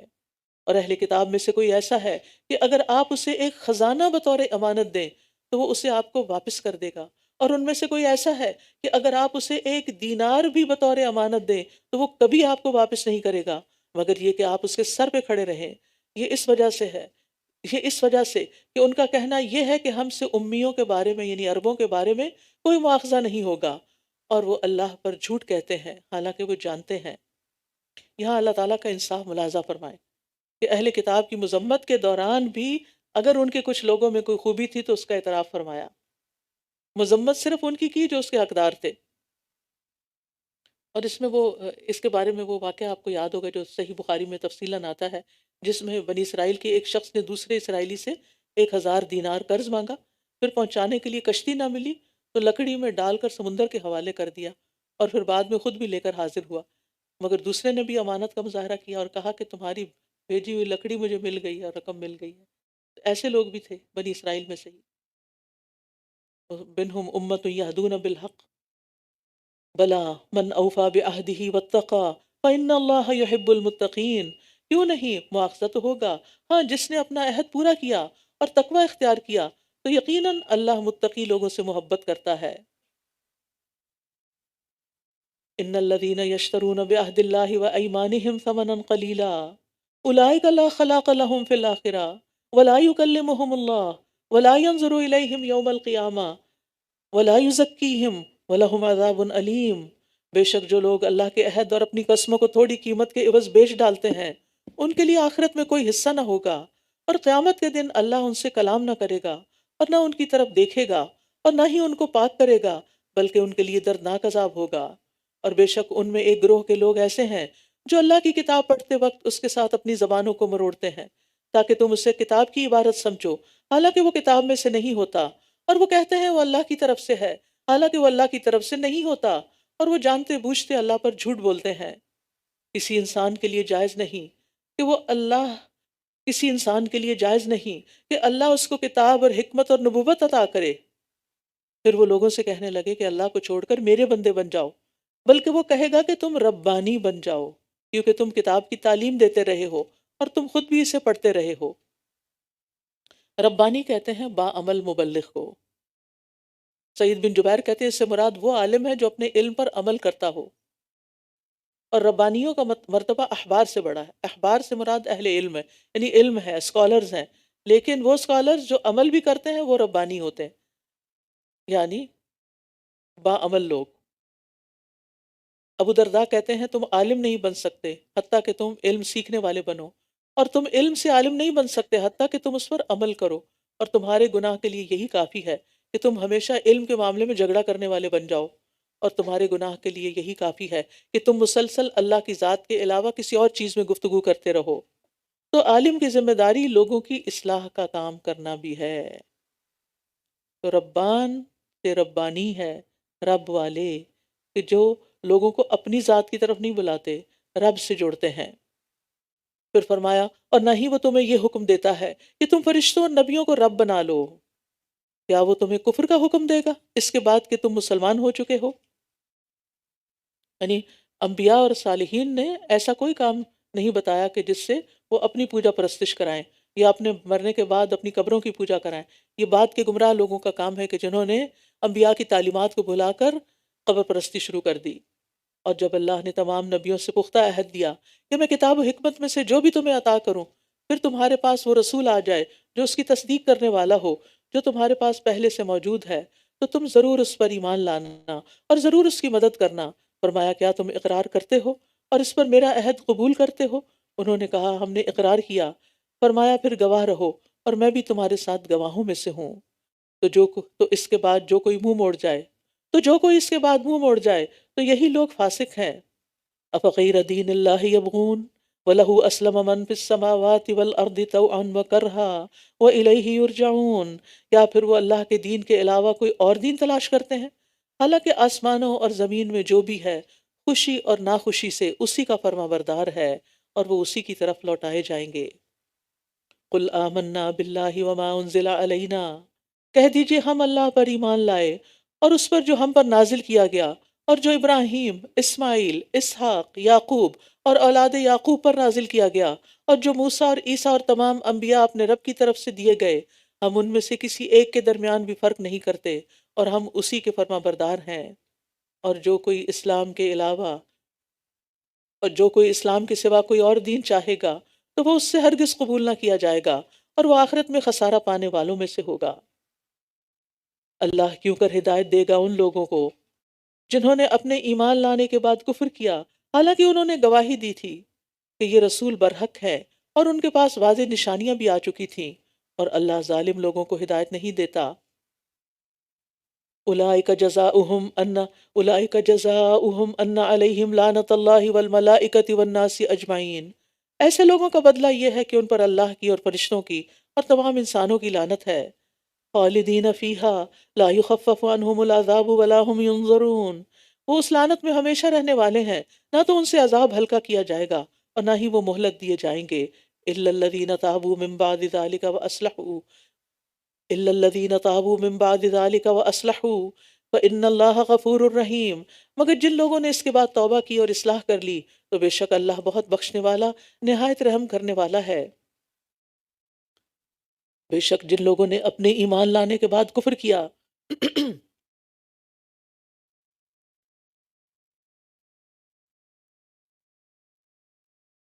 بے شک جن لوگوں نے اپنے ایمان لانے کے بعد کفر کیا پھر وہ کفر میں بڑھتے چلے گئے تو ان کی توبہ ہرگز قبول نہ کی جائے گی، اور یہی لوگ دراصل گمراہ ہیں۔ ان الذين كفروا وماتوا وهم كفار فلن يقبل من احدهم ملء الارض ذهبا ولو افتدى به اولئك لهم عذاب الیم وما لهم من ناصرین، بے شک جن لوگوں نے کفر کیا اور وہ اس حال میں مرے کہ وہ کافر تھے تو ان میں سے کسی ایک سے بھی زمین بھر سونا ہرگز قبول نہ کیا